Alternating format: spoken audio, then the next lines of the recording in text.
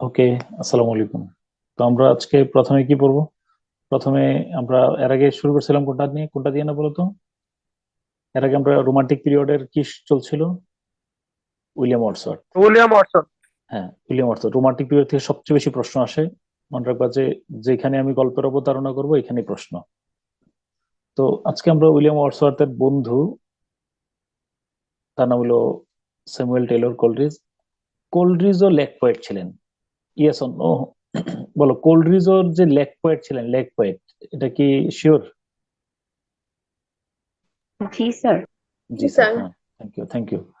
Poet of supernaturalism, অতি প্রাকৃতের কবি আমরা তাকে বলি। তো অতি প্রাকৃত মানে হলো কি? যেমন বাংলা সাহিত্যে দেখো, অতি প্রাকৃত গল্প আছে রবীন্দ্রনাথ ঠাকুরের। কি? জীবন অমৃত, কঙ্কাল, ক্ষুদিত পাষাণ।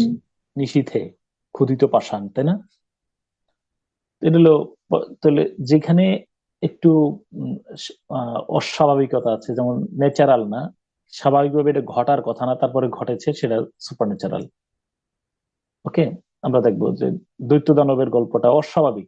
মৃত মানুষ জীবিত হয়, এটা কি স্বাভাবিক? না, কিন্তু তারপর জীবিত হয়েছে, তাহলে এটার নাম কি বলো? Super natural.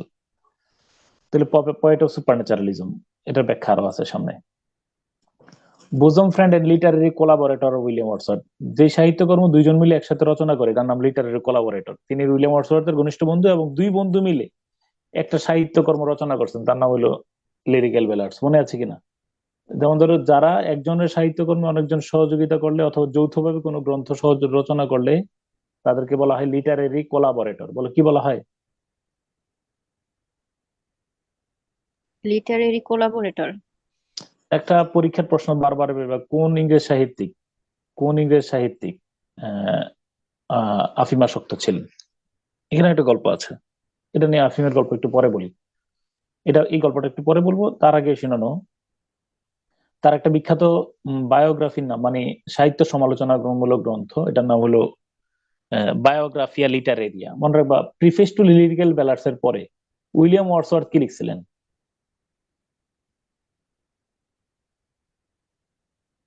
সরি, লিরিক্যাল বেলার্স এর ভূমিকা লিখছেন William Wordsworth, preface to lyrical ballads, নাকি? তাই না? জি স্যার। তাহলে উইলিয়াম ওয়ার্ডসওয়ার্থের সাহিত্য সমালোচনা গ্রন্থটা হলো কিনা কিনা নাম কি? Preface to lyrical ballads. আর উনার হলো, উনিও কবিতার সংজ্ঞা, নাটকের সংজ্ঞা, ইমাজিনেশন, ফ্যান্সি, এই যে সাহিত্য কাব্য নির্মাণ কলা, এই যে ক্রিটিসিজম নিয়ে একটা বই লিখছেন, এটার নাম হলো বায়োগ্রাফিয়া লিটারেরিয়া। বলো, উনার সাহিত্য সাহিত্য সমালোচনা গ্রন্থের নামটা কি? ওয়ার্ডসওয়ার্থ আর সরি কোলরিজের। বায়োগ্রাফিয়া লিটারেরিয়া। মনে রাখবে, এটা খুব গুরুত্বপূর্ণ। কোলরিজের সিবি, কোলরিজের বায়োগ্রাফিয়া লিটারেরিয়া। হ্যাঁ, ওকে, লিটারেরিয়া। এখন শোনো, তার কবিতা পাঠ করলে একটা কথা আছে, উইলিং সাসপেনশন অফ ডিসবিলিফ তৈরি হয়। অর্থাৎ পাঠক অবিশ্বাস্য বিষয়গুলোকে বিশ্বাস করতে শুরু করেন। বলো, তার কবিতার একটা গুণ কি? তিনি যে সুপার ন্যাচারালিজম, তিনি অতি প্রাকৃতিক গল্প বলেন, কিন্তু তার লেখা, আমি আবার বললাম, মানুষ এই পর্যন্ত কোন জায়গায় পাইছো মানুষ মৃত, এতজন মানুষ মারা গেছে তারপর আবার জীবিত হয়ে গেছিল? না স্যার। বিশ্বাসযোগ্য কথা। কিন্তু তিনি সেই কবি যিনি অবিশ্বাস্য ঘটনাগুলো এমন বিশ্বাসযোগ্যভাবে বর্ণনা দিয়েছেন, পাঠক অবলীলায় নিজের মনের অজান্তেই তার অবিশ্বাস্য কথাগুলো বিশ্বাস করতে শুরু করেন। আমার কথা বুঝছো কিনা? তাহলে উইলিং মানে ইচ্ছাকৃত suspension of disbelief. Willing suspension of কি বলো? ডিসবিলিফ। তাহলে ইচ্ছাকৃতভাবে সাসপেন্ড করে দেন ডিসবিলিফ, অবিশ্বাসকে।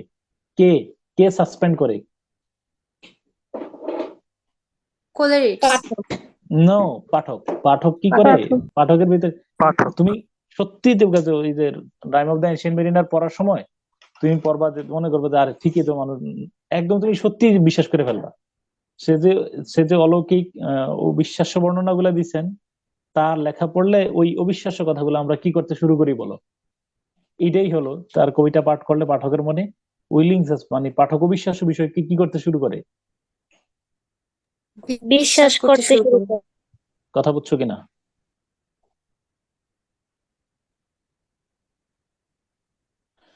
আচ্ছা, এবার এবার তার কবিতার নাম হলো rime of the ancient mariner, Kubla Khan, dejection an ode, আর হলো ক্রিস্টাবেল। ওকে, একটু আগে শোনো। উম একটু দুইটা আগে বলে নিই। প্রথমটা হইলো প্রেস্টাবেল, যে একজন মানে কিছু দুষ্কৃতিকারীদের দ্বারা আহ, কি হয়েছিল বলো, মানে অপহরণের শিকার হয়েছিলেন। ক্রিস্টাবেলের গল্প ইম্পর্টেন্ট না, কিন্তু ডিজেকশন এন্ড উড তিনটা মনে রাখতেই হবে। Rime of the ancient mariner নিয়ে আমরা বিস্তারিত বলবো, কুবলা খান নিয়ে একটু বলবো।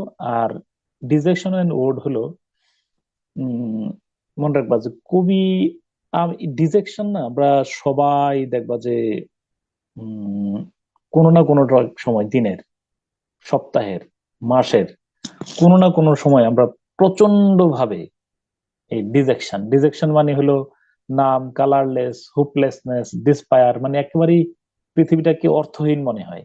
এমন একটা সময় ইয়ে হয় কিনা বলো? আর এটা কি ফার্স্টেশন পিরিয়ড? প্রচন্ড, মানে দেখবে যে একটা সময় মনে হবে যে একটা, দেখবে যে তুমি যত বড় আশাবাদী মানুষ হও, একটা সময় মনে হবে যে লাইফ ইজ ইন ভেইন, যে life is a tale told by an idiot. তুমি হারে হারে ফিল করবা। অর্থাৎ তুমি, একটা কথা মনে রাখবা, আহ, আমাদের দেশের ধরো অনেক মাওলানা বা অনেক সাধু সন্ন্যাসীরা কি করেন বলো? লেকচার দিয়ে জীবিকা নির্বাহ করেন কিনা? লেকচার বুঝছো কিনা? ওয়াজ মাহফিলের বক্তৃতা করে জীবিকা নির্বাহ করেন না? জি জি। স্যার। জি স্যার। হুম, হুম। আর ইয়া হলো তোমার শেক্সপিয়র যে ইয়া করছেন, সেটা হলো আহ শেক্সপিয়র ওয়াজ নসিহত করতেন। এটা করে তুমি জীবন, আর সরি তোর কোলরিজও কিন্তু এরকম ওয়াজ নসিহত করে জীবিকা নির্বাহ করতেন মূলত। কিসের উপর ওয়াজ নসিহত করতেন বল?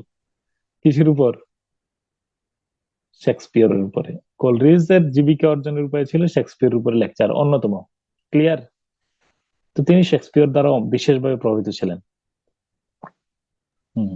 স্যার আমি একটা প্রশ্ন করতে পারি? এটা গুরুত্বপূর্ণ প্রশ্ন। আমার লিখছে, আমি আমাদের গ্রামের মসজিদে মাঝে মধ্যে গেলে আলোচনা করতাম আর কি। আমাদের গ্রামে আমাদের একটা সুন্দর মসজিদ আছে, তো এখান থেকে একজন একটা এই ইয়ে করছিল। ওকে,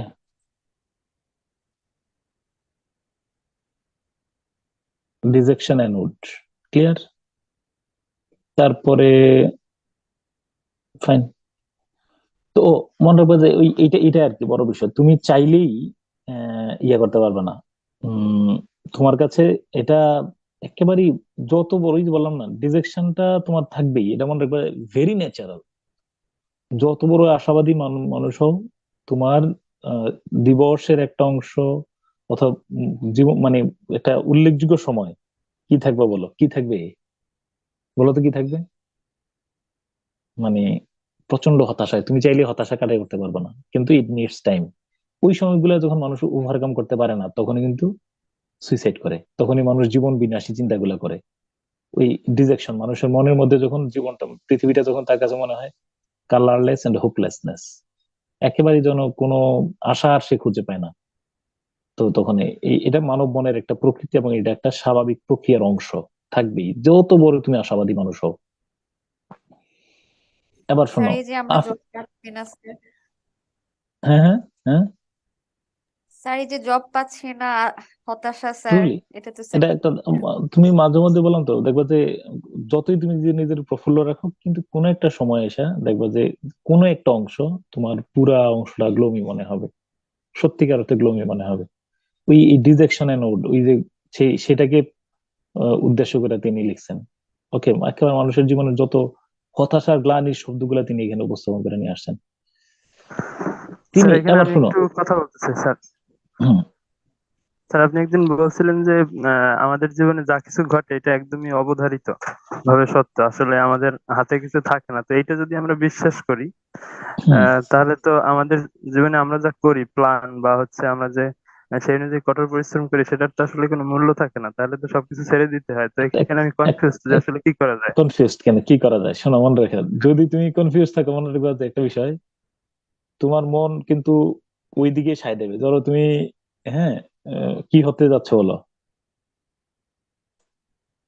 মানে ধরো বিসিএস ক্যাডার হইবা, তাই না? জি ধরো স্যার। তাহলে দেখবে যে তোমার পড়তে ইচ্ছা করবে। ট্রুলি দেখো যে পড়াই তুমি ইয়ে হচ্ছে, দেখো যে কারণ তোমার যেহেতু গন্তব্য নির্ধারিত, তো অতএব তুমি ওইদিকে ওই মুখী হচ্ছ। মানে ওই ওই দিকে তোমার প্রভাবটা থাকবেই, শিওর থাকো। এরপরেও এখানে একটা ডিফিকাল্ট অধ্যায় আছে, মনে রাখবো তকদির শব্দটা এত সূক্ষ্ম এবং এত জটিল বিষয়। এখানে আর মানে গভীরতর তকদির নিয়ে আলোচনা করাটা এক ধরনের নিষিদ্ধ, জানো কিনা? না স্যার, জানা নাই। স্যার না, এই কথা নিয়ে বেশি ভিতরে ঢুকবো না, গেলে তাহলে তুমি তকদির বলতে কোনো কিছু শেষ পর্যন্ত বিশ্বাস করতে পারবে না। এই যে উইল, তাহলে ধরো স্যার ভিতরে তোমার আমি, মাথা খারাপ স্যার। হ্যাঁ এটা এটা বিতর্কে যাইবেন, তোমার আমি বলি, তুমি বলবা যে এক পাশে ছিল এক পাশে তুমি ধরো শয়তান কিভাবে এসে তোমার ইয়ে করবে, দেখো শয়তান তোমার কিভাবে যখন তকদির নিয়ে ইয়ে করবে, এক পাশে আবু জেহেলের গ্রুপ আর এক পাশে হলো মোহাম্মদ ইসলামের গ্রুপ। আবু জেহেল যে আসছে সৈন্য সামন্ত নিয়ে, তার শক্তির উৎস কে বলো?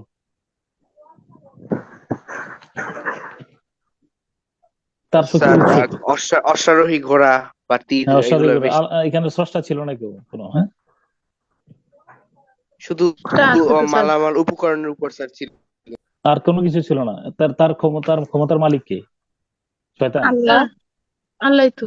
হ্যাঁ হ্যাঁ, তাহলে মনে রাখবা যে ওই যে খেলিছ এ বিশ্বলয়ে বিরাট ও শিশু আনমনে খেলিছ, প্রলয় ও সৃষ্টি তব পুতুল খেলা, নিরজনের প্রভু নিরজনে খেলিছ। এ খেলা চলতেছে। ওকে, তো উম, আচ্ছা, তো কুবলা খান, কুবলা খানের বিষয়টা হলো আহ কুবলা খানের বিষয়টা, এবার আসো তার যে একজন কবি ইংরেজি সাহিত্যে যিনি আফিমে আসক্ত ছিলেন, এবং এটাই একটা প্রশ্ন। এই এসটি কলরিজের ছিল বাইপোলার ডিসঅর্ডার। তুমি কি বাইপোলার ডিসঅর্ডার বুঝছো? না না স্যার। স্যার। না স্যার।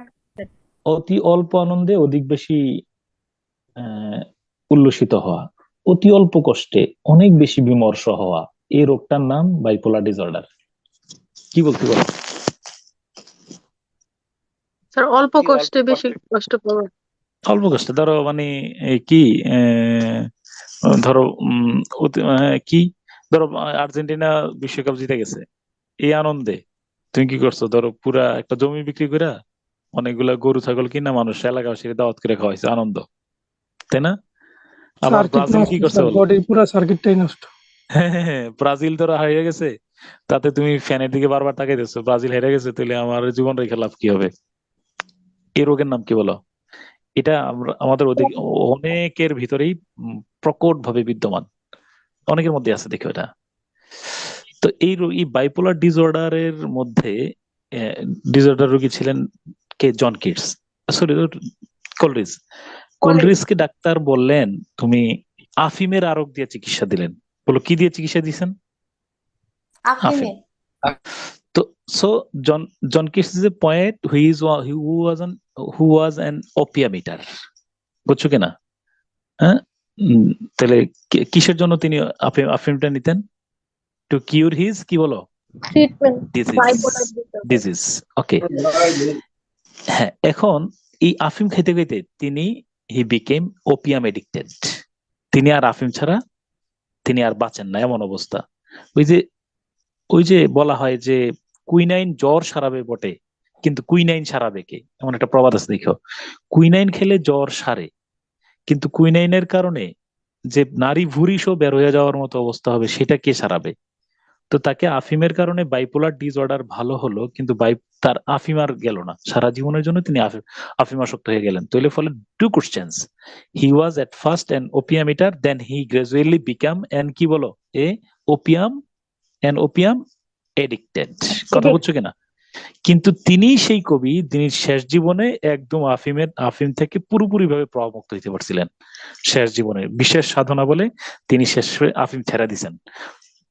এখন আফিম খাইয়া তিনি একবার তিনি তার এই আফিমের সাথে রিলেটেড যে বিখ্যাত ঘটনাটা, তো যেহেতু তিনি ইয়ে করছেন, তো একবার তিনি আফিম খাইছেন, মানে ওষুধ মানে ট্রিটমেন্ট হিসেবে আফিম গ্রহণ করছেন কোন একটা খামার বাড়িতে যাওয়ার পরে তিনি এর আগে একটা বই পড়ছিলেন।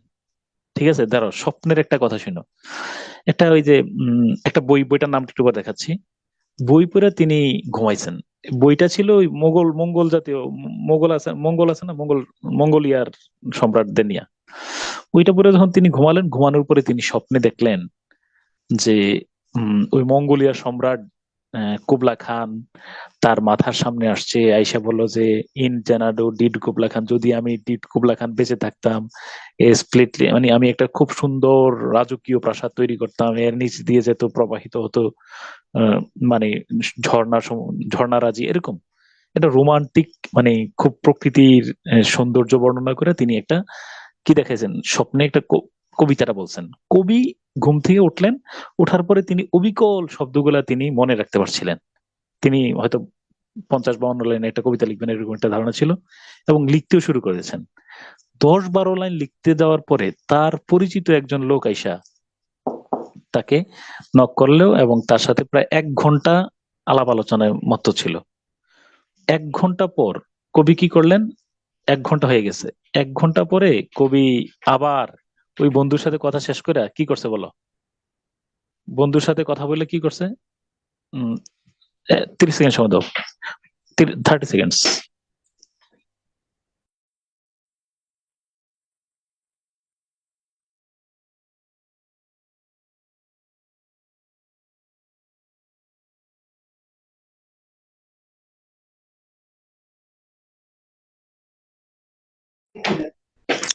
ওকে, তো কি বললাম, ও কি লাস্ট লাইনটা কি বলছিলাম বলো তো?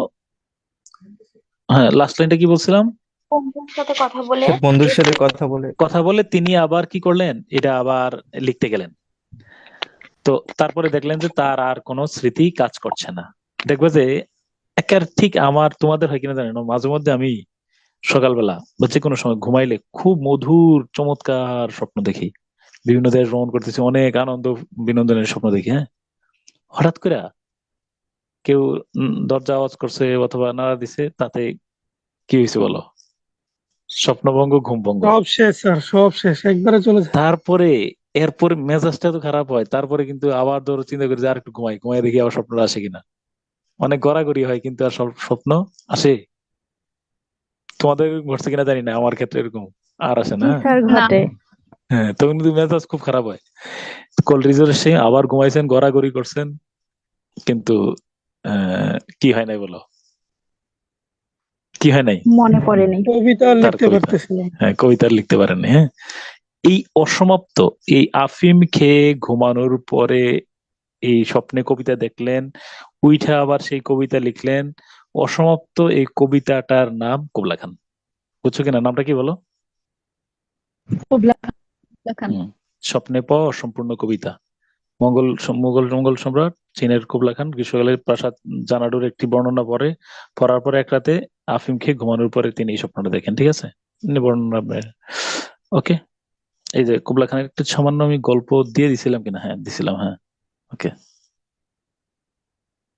খামার বাড়িতে বিশ্রাম নিতেছিল। এই যে পারচেসেস পিলগ্রিমেজ, পারচেস একজন বিখ্যাত রাইটার, উনার একটা বই ছিল পারচেসেস পিলগ্রিমেজ। ওই বিভিন্ন দেশ তিনি ভ্রমণ করছিলেন, ওই ভ্রমণ বিষয়ক গ্রন্থটা পড়ে যখন তিনি ঘুমাইছেন, এই চেয়ারে বসে ঘুমাইছিলেন, ফলে এমন সময় তিনি দেখলেন যে এরকম একটা কুবলা খান এসে স্বপ্ন দেখেছে। এবং মনে রাখবার, স্বপ্নে আমরা যা দেখি তা অধিকাংশ ক্ষেত্রেই কি বলো, কিসের প্রতিফলন? মানে অর্থাৎ আমরা জীবনের যে ভাবনাটা, চিন্তাটা, চিন্তার যেটা নিয়ে প্রতিফলন ভাবতেছো, স্যার। হ্যাঁ, একদম সূক্ষ্ম প্রতিফলনটা কিন্তু স্বপ্নে আসছে। ওকে, তাহলে কুবলা খান এবার হলো, তাহলে মনে রাখবা তার কবিতার মধ্যে নাম মনে রাখলা ক্রিস্টাবেল, তারপরে হলো ডিজেকশন এন্ড উড, হ্যাঁ, হতাশার কথাটা বলছেন। আর স্বপ্নে পাইয়া তিনি লিখছেন কুবলা খান, এবং আর এখন আমরা বলবো rime of the ancient mariner. আর তিনি যে আফিমের বিষয়টা কি আমি বুঝাতে পারছি কিনা? জি স্যার। তিনি, আচ্ছা, এবার উনার নাম হলো the rime of the ancient mariner. অর্থাৎ এটা এমন একটা কবিতা, rime of the ancient mariner, এই কবিতা লিখে কবি যদি আর কিছুই না লিখতেন, অর্থাৎ যদি এমনটাই মনে করা হয় যে তিনি মাত্র একটা কবিতা লিখছেন, কে? ST college. তাহলে তিনি আমাদের কাছে এসটি কলেজে থাকতেন। এখন যে এক কবিতাই যথেষ্ট, এত প্রভাবশালী, এত বিশালভাবে গ্রহণযোগ্য এই কবিতাটা। এই কবিতার কারণেই মূলত আমরা তাকে পয়েট অফ সুপারন্যাচারালিজম বলি। এখানে অনেক বেশি সুপারন্যাচারাল নিয়ে আসছেন, এবং এই কবিতা এমন একটা মেসেজ দেওয়ার চেষ্টা করছেন, এই মেসেজটার কারণে তিনি অমর হয়ে গেছেন। একটা কবিতা দেখো, বেশি যে লিখছে এমনটা না, কোল্ড্রিজ। ওকে, তো তিনি বললেন, আচ্ছা, তো এটা হলো এরকম একটা গল্পের অবতারণা করছেন, এটা ইটস এ ব্যালাড। ব্যালাড তো তুমি শুনছো, ওই যে সুজনবাদী আর ঘাট নকশিকাঁথার মাঠ, তাই না? এই যে কবর কবিতাটাও কিন্তু একটা ব্যালাড, ফলে একটা গীতিকাব্য। এটা কাহিনীর তিনি বর্ণনা দিচ্ছেন। কাহিনীটা কিরকম? একজন বৃদ্ধ নাবিকের বর্ণনা দিচ্ছেন, একেবারে কুচকানো, একদম পুরা হাড় মানে চামড়া টামড়া গুলো কুচকিয়ে একদম পুরা ভাঁজ হয়ে গেছে, এমন একজন বৃদ্ধ নাবিকের কথা চিন্তা করো। তিনি দাঁড়িয়ে আছেন, তার সামনে দিয়ে বরযাত্রী, একদল বরযাত্রী যাচ্ছে।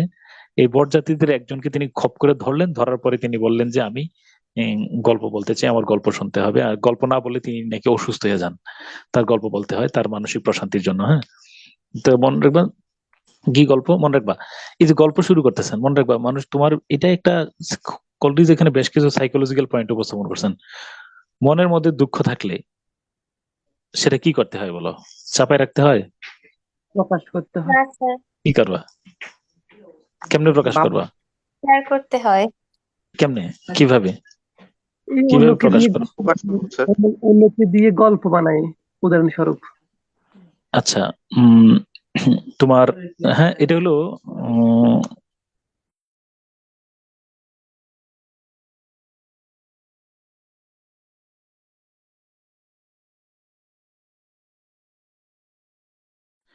তোমার কি বললাম, কোন প্রসঙ্গটা একটু হারাই গেছি, মনের কোন দুঃখ। প্রসঙ্গে ছিল?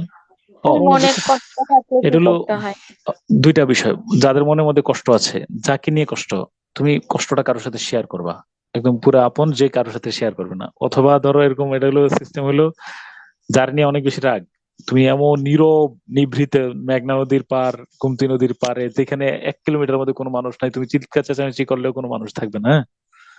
ওর ওইখানে যাইবা, যাওয়ার পরে ইচ্ছা মতো যার ব্যাপারে রাগ, ওরে নিয়ে অনেক ওর গোষ্ঠী উদ্ধার করবা। হ্যাঁ, যত মনের কথা আছে সব বইলা এবারে চলে আসবা, চিৎকার চেঁচামেচি করে হাওয়া করে কান্নাকাটি চলে আসবা, দেখবে যে তোমার ভিতরে কি হবে, রিলিফ। এরিস্টটলের ভাষায় এটাকে বলা হয় পারগেশন। এটা আমাদের শরীরের মধ্যে অনেকটা পুজের মতো, যেটা অনেক ক্ষতিকর। তাহলে মনের মধ্যে যদি কোনো মানে তোমার কোনো বিষাক্ত যেই ইমোশনটা আছে, এটা প্রচন্ড ভাবে তোমার ধ্বংস করবে এবং প্রচন্ড ভাবে ডিজেকশন তৈরি করবে, হতাশা গ্লানি যেগুলো এই মানুষের কারণে। হ্যাঁ, সেটার জন্য একদম পুরা ইয়াতে যাইয়া কি করবা তুমি, একদম মানে পার্গেশনটা মানে মুক্তি আর কি, মোহ মুক্তি। মানে কিছু ভিতরে পি ইউআর পার্গেশন মানটা হলো PURGATION, মেবি এরিস্টটলের যেই পয়েটিক্স এর মধ্যে ভাষাটা ব্যবহার করছেন। অর্থাৎ এই ওই যে দেখবা যে বাংলা একটা প্রবাদ আছে কিনা, আর কিসে না, এই কান্নায় শোক মন্দীভূত হয়। তুমি তো কোনো এক জায়গায় কারণে খুব ভালো লাগতেছে, মানে ভালোবাসতেছো, তুমি একটা সুযোগ পেয়ে কান্না করে ফেলো। বাবা মা ধরো, তুমি দেখবে যে চিন্তা না, তোকে যে একটু একটু সময়, একটা সময় আড়ালে যে একটু কান্না করে ফেলো, অথবা তারে কান্না করতে দিও। যখন মানুষ কান্না করে, তাকে ইচ্ছা মতো জড়াই ধরে যেন সে কান্না করতে পারে, তাহলে তার ভিতরে হালকা হয়, রিলিফড। তাহলে এখন কি বললাম, তো ওই যে তার ভিতরে কিন্তু মনে কষ্ট আছে বা আছে, এটা বললে সে রিলিফড হয়, হ্যাঁ, হালকা হয়, বলতে হয়। বলতেছেন যে যখন আমি তরুণ ছিলাম, আমরা যখন তরুণ ছিলাম, পুরো দল বল নিয়ে যাইলাম কোথায়, সমুদ্র যাত্রায় রওনা হইলাম। বলো যে হাঁটেন হাঁটেন, হাঁটতে হাঁটতে চলেন, কারণ আমরা বিয়ের দাওয়াতে যাচ্ছি পরে, তো আবার যে খাবার পাবো না। হাঁটছেন, চলছেন, হাঁটতেছেন না, বরযাত্রীদের সাথে গল্পও চলতেছে। কি, তরুণ অবস্থায় 200 জন নাবিক নিয়ে গেলাম সমুদ্র যাত্রায়। আমাদের মাথার উপরে আসলো হঠাৎ করে একটা পাখি, এলবেট্রস। পাখিটার নাম কি বলো? এলবেট্রস, মনে রেখো। এলবেট্রস পাখিটা যখন আসলো, আমরা এটাকে বার্ড অফ গুড ওমেন। আকাশটা মেঘাচ্ছন্ন ছিল, আকাশগুলা খারাপ দিন ছিল। এই পাখি আসার পরে যেন আকাশটা কিছুটা ভালো হয়ে গেল। আমাদের কাছে মনে হলো এই পাখির কারণেই মনে হয় ইয়াটা ভালো হয়েছে। আমরা এটাকে বললাম ক্রাইস্ট সোল, যেন এটা যীশু খ্রিস্টের আত্মা মনে করলাম। আমরা পাখিটাকে অভিবাদন জানালাম। ওকে। আর এর কিছুদিন পরেই আমাদের আকাশটা মেঘাচ্ছন্ন হয়ে গেল, প্রচন্ড কুয়াশায় ঢেকে গেল। আমরা সবাই এটাকে মনে করলাম bird of bad women, OMEN, অশুভ লক্ষণের পাখি। আমরা মনে করলাম এই পাখি, যেই পাখি যেই পাখি কি নিয়ে আসে বলতো? It's right, said they, such birds to slay that bring the fog and mist। বললো যে যেই পাখি কুয়াশা এবং ইয়াশা নিয়ে আসে, হ্যাঁ, যেই পাখি মানে এরকম ধরনের পরিবেশ বিপর্যয়কর, যেই পাখির পরিবেশ বিপর্যয় যেহেতু হয়েছে, অতএব এই পাখি হয়তো এটা নিয়ে এসেছে, এটা শুভ লক্ষণের পাখি না। ফলে তারা মনে করলো এই পাখির কারণে বিভিন্ন দুর্যোগ আসতেছে, এই জন্য তারা পাখিটাকে হত্যা করলো। তো মনে রাখবা এখানে একটা বিষয়, যে আমরা আমাদের সফলতা ব্যর্থতার জন্য অনেক সময় কি করি বলো, মানুষের উপরে দায় আরোপ করি। কি আরোপ করি বলো? দায় আরোপ দায়। করি। ধরো উম, এখানে আমার একটা দুঃখের কথা বলতেই হবে। ধরো আমরা এটা আমি সবসময়ের জন্য এখানে আসলে মনে পড়ে আমার খালাম্মার কথা। আমরা কিন্তু বিভিন্ন কুসংস্কারে বিশ্বাস করি। দেখো, আমার খালাম্মা আর ঝাড়ুর বিশ্বাস, গল্পটা শুনেন। হ্যাঁ হ্যাঁ, এটা না বললে তো আমার কালকে কাল রাতে খালাম্মার সাথে কথা বলছি। হ্যাঁ, এই শোনো দুঃখের কথা। এটা হলো আমার খালাতো ভাই হলো এসএসসি পরীক্ষা দেবে কুমিল্লা ভিক্টোরিয়া কলেজে। আমার খালাম্মা বিশ্বাস করতো যে উম, বাসা থেকে বের হইয়া ঝাড়ু দেখলে পরীক্ষা ভালো হবে না। তো দেখো কি, আমি, তোমার তো খালাম্মা আমার সবসময় পাঠাইতেন যে এই গলিটার মধ্যে, রিক্সা যেখানে উঠবে ওই গলিটার মধ্যে কোনো ঝাড়ু আছে কিনা। তো আমি প্রত্যেকদিন কি করতাম, সাদ্দাম ভাই মানে বাসাতে বের হওয়ার আগে আমি যে ঝাড়ুটা দেখে আসতাম, দেখে আসতাম ওদের রাস্তার মধ্যে কোনো ঝাড়ু আছে কিনা। আমি সে গ্রিন সিগন্যাল দিতাম যে খালাম্মার রোড ক্লিয়ার। খালাম্মা সাদ্দাম ভাই নিয়ে বের হইতো, রিক্সা করে উঠতো। এরপর একদিন আমি রাস্তা, ধরো পুরো গলিটা, হ্যাঁ পুরো গলিটা আমি ঘুরে আসছি, দেখি যে কোনো ঝাড়ু নাই। পরে এসে আমি খালাম্মারে বললাম যে খালাম্মা ঝাড়ু নাই। তারপর খালাম্মা রেডি হয়ে বের হইলো। বের হয়ে ধরো এই গলির কোনায় গেছে, রেখে যে রাস্তার মধ্যে একটা ঝাড়ু করে আছে।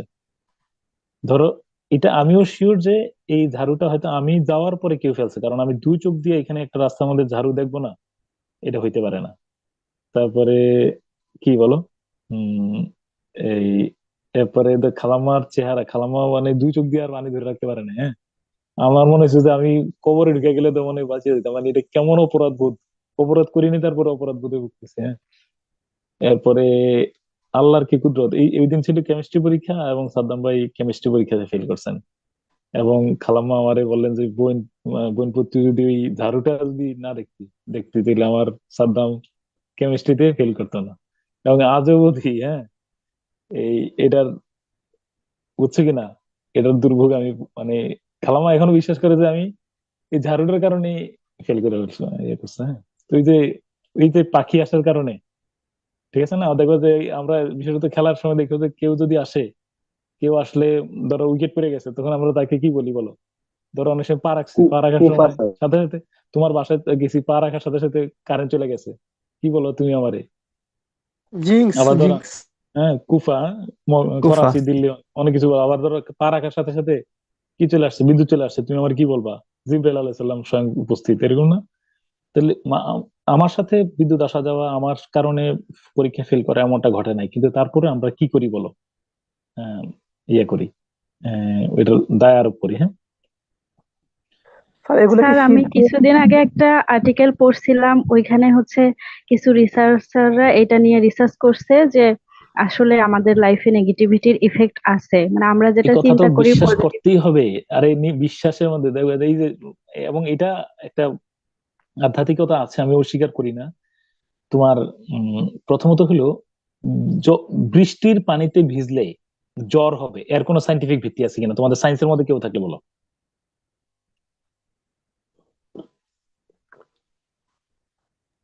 স্যার এটার তো কোনো ভিত্তি নেই। কিন্তু তারপর জ্বর হয় কেন বলো?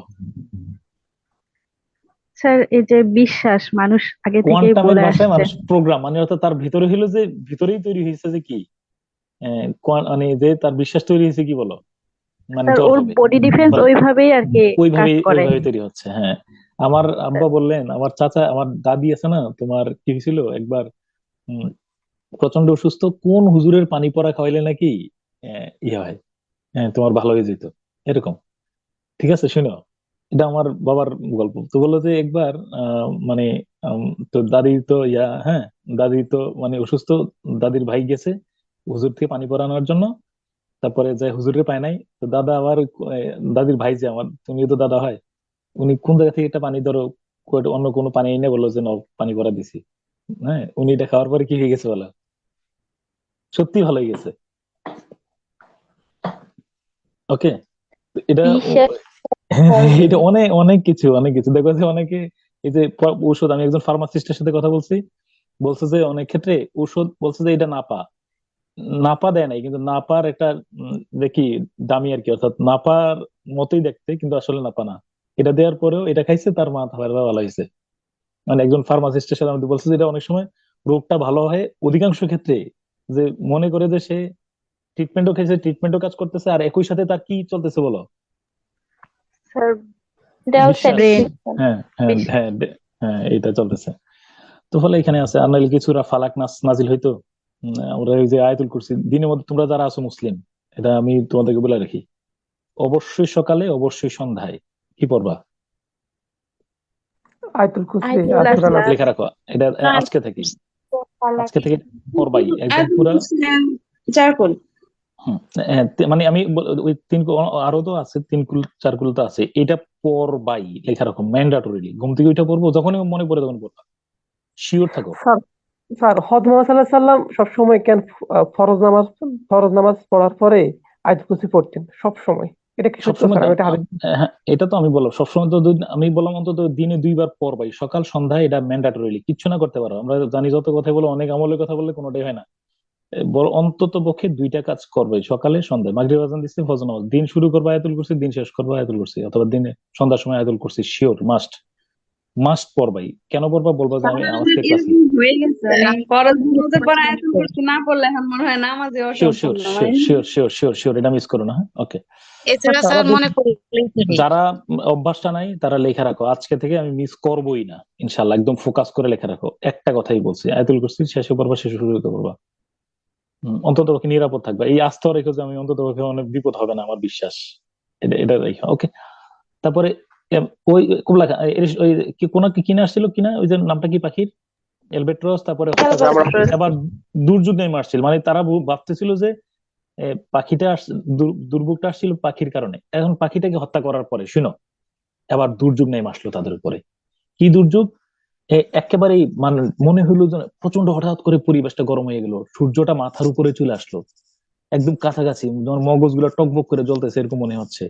এরপরে এমন কাছে চলে আসছে, জাহাজটা যেন, জাহাজের পাটাতনটা যেন একদম পুরা কি হয়েছে বলো, একদম পুরো ভাঁজ, মানে কুচকিয়ে যাচ্ছে এরকম। হ্যাঁ, এরপরে সবগুলা পানি তোমার কি হয়ে গেল, খাওয়ার মতো পানি ছিল, খাওয়ার অযোগ্য সবগুলা পানি, মানে কি হয়ে গেল বলো, মানে খাওয়ার অযোগ্য হয়ে গেল।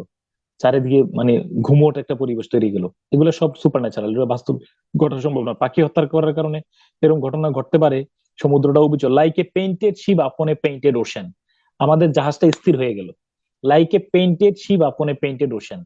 একটা স্থির সমুদ্রের মধ্যে একটা স্থির নৌকা দেখতে যেমন, ঠিক আমাদেরটা এরকম। আসলে কি এরকম হয়েছিল? আসলে কি পানিটা জমাট হয়ে গেছিল? আসলে কি এটা সম্ভব? কিন্তু না, আমরা এটা যদিও সম্ভব না, কিন্তু তারপরে তার লেখাপড়ার সময়, লেখাটা কবিতাটা পড়ার সময় আমরা অবলীলে বিশ্বাস করি। বলতো, লাইক এ পেইন্টেড শিপ আপন এ পেইন্টেড ওশেন, কোন এটা সিমিলি না মেটাফর? ফ্যামিলি। সিমিলি। এবার শুনো কি হয়েছে। ফ্যামিলি। হ্যাঁ হ্যাঁ, এবার দেখো এই ঘটনাটা কি দেখো। বললো যে আমরা প্রচন্ড পিপাসার্থ হয়ে গেলাম, একদিকে সূর্যের মাথার উপর চলে আসছে, ঘামায় টামায় একাকার, পানির পিপাসায় গলার ছাতি হয়ে যাচ্ছে। অনেকে কি করলো, অনেকে কি করছে, এই যে they bit their arm to moisture their throat. নাবিকেরা শেষ পর্যন্ত কি করছে, বাহু কামড়াইয়া রক্ত চুইসা গলা ভিজাইলো। Is it possible? At all possible? আদৌ সম্ভব? সম্ভব না। এটা সুপার ন্যাচারাল, অস্বাভাবিক বর্ণনাগুলো তিনি দিচ্ছেন, কিন্তু বিশ্বাসযোগ্য ভঙ্গিতে। শেষ পর্যন্ত কি হলো, আর কোনো কিছু নাই, কিন্তু চারিদিকে পানি আছে। তখন তিনি বললেন, যে এই লাইনটা বিখ্যাত, সেই লাইনটা বলো, alone alone, sorry sorry sorry, বলো এই লাইনটা বলো, ওয়াটার ওয়াটার এভরিহোয়ার। বলো বলো নর বলো এনি লাইনটা, ড্রপ টু নর এনি ড্রপ টু ড্রিঙ্ক। আমি গল্পের মধ্যে, হ্যাঁ, ওয়াটার ওয়াটার এনি এভরিহোয়ার, নর এনি ড্রপ টু ড্রিঙ্ক। চারিদিকে পানি আর পানি, কিন্তু খাওয়ার মতো কি ছিল না। আমি লিটারি ফিগার এটা নিয়ে আলোচনা করবো একটু পরে। তারপরে তোর চারিদিকে পানি আর পানি, কিন্তু খাওয়ার মতো কি ছিল না বলো, এক ফোঁটাও ছিল না। এরপরে কি করলো দেখো। তারপরে এইভাবে ধীরে ধীরে সব নাবিক মৃত্যুর মানে পানির অভাবে মৃত্যুর কোলে ঢলে পড়লো। বুঝছো কিনা, একজন একজন করে সবাই মারা গেছেন। তারা আমার উপর অভিশাপের নিদর্শন হিসেবে অ্যালবাট্রস পাখিরা ঝুলাই দিয়েছেন। ওকে, ডান। তারপরে হুম এই যে এই সময়ের মধ্যে বলো যে আমি জীবিত হওয়ার পরেও আমি আমি মৃত ব্যক্তির চেয়ে বেশি মানে কি শাস্তির শিকার হচ্ছি, কষ্ট পাচ্ছি। কেন? কারণ আমার দিকে সামনে অনেকগুলা লাশ আছে, আর হ্যাঁ, এই যে পুরা মহা এই সাগরটার মধ্যে কেউ না, নিস্তব্ধ, আমি একলা। এই যে একা থাকার বিভীষিকাটা তিনি উপস্থাপন করছেন এখানে। যে অ্যালোন অ্যালোন, বলো লাইনটা বলো। all alone. Alone alone, all all alone, alone অনে কি বলো, ওয়াইড ওয়াইড সি, লাইনটা বলো, লাইনটা বলো। Alone, alone, all alone, alone on a wide sea. And never a saint took pity on my soul in agony. আমার হৃদয় পুইরা সারকার হয়ে যাচ্ছে, কেউ কি আমার জন্য একটু করুণা করার মতো নাই কি পৃথিবীতে? কেউ নাই কি আমার জন্য দোয়া করার মতো নাই কেউ আমার জন্য একটু করুণা প্রার্থনা করবে, এমনটা না।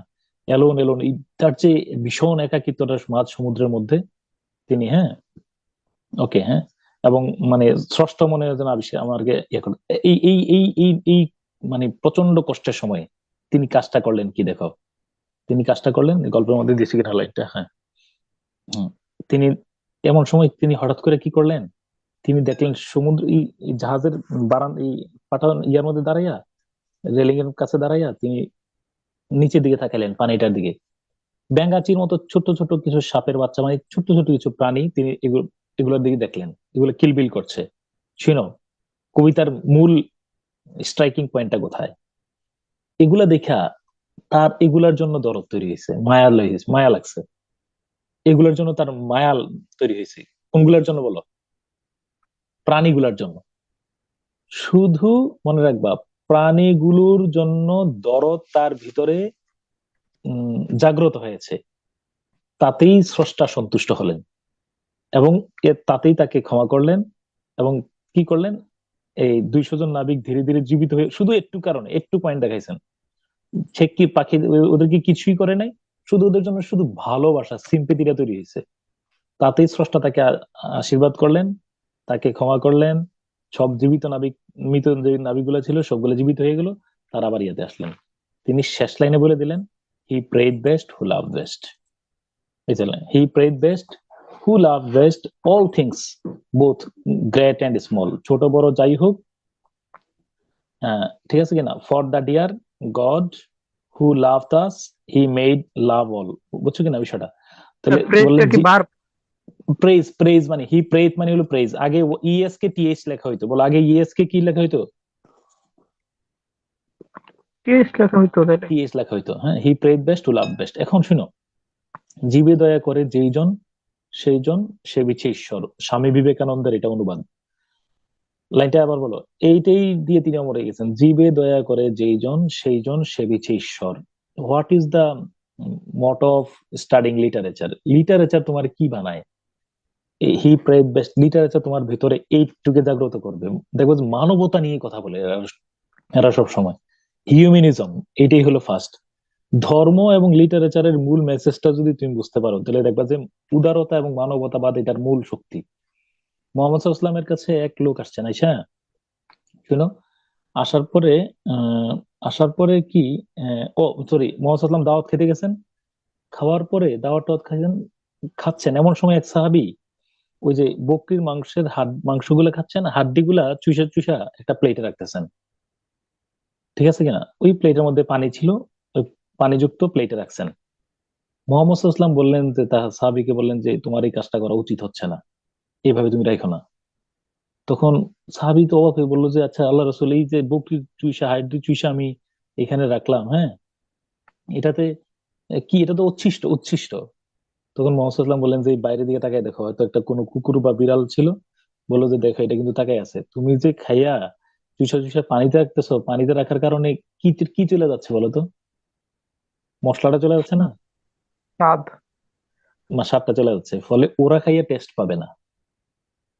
তাহলে এইটাই ধরো পৃথিবীর সব ধর্ম, যে কোনো ধর্ম বলো, ধর্ম আর ইয়ার মূল মেসেজটাই হলো কি বলো, হিউম্যানিজম, মানুষের খাবার খাওয়ানো। ইভেন ইসলাম ধর্মে একটা মনে রাখবা যে সবচেয়ে মোহাম্মদ সাল্লাল্লাহু আলাইহি ওয়াসাল্লামের জন্য যে আফজালুল ইবাদত কোনটা, বলছে যে তুকরিউ সালাম ও তুতরিমু তাআমা আলা মান আরাফতা ওয়া মান লাম তারিফ।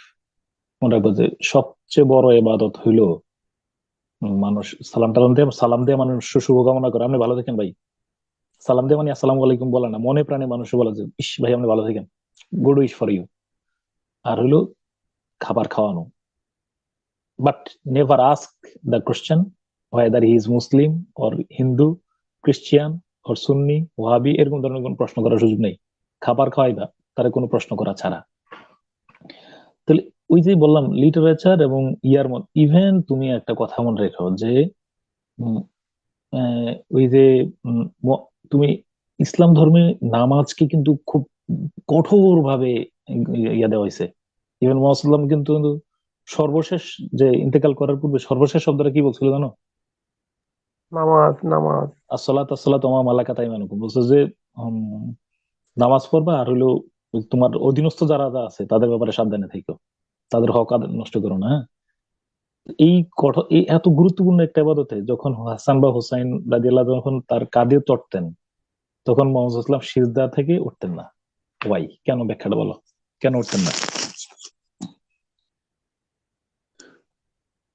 কেন উঠতেন না? তসবিহ তাহলিল বেশি পড়তেন? বাচ্চা কষ্ট পাচ্ছে। তিনি তিনি চাচ্ছেন যে ওরা একটু আরাম করছে, ওরা একটু মজা পাচ্ছে, আর একটু পাক, এই জন্য তিনি সিজদা প্রলম্বিত করতেন।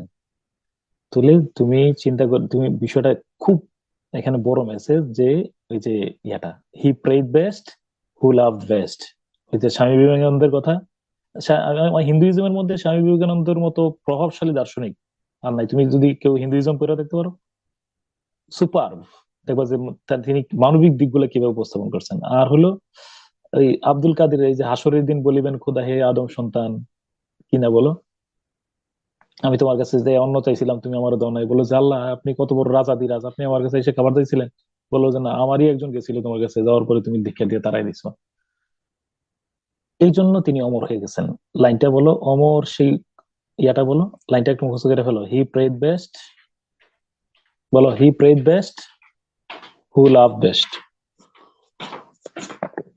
বলো he prayed best who love best both things all things both small and great. লাইনটা এক মিনিট সময় মুখস্থ, সবাই মুখস্থ বলতে হবে, ছোট বড় যাই হোক, জীবে দয়া করে যেজন সেইজন সে বিছে ঈশ্বর। বলো লাইনটা বলো একজন।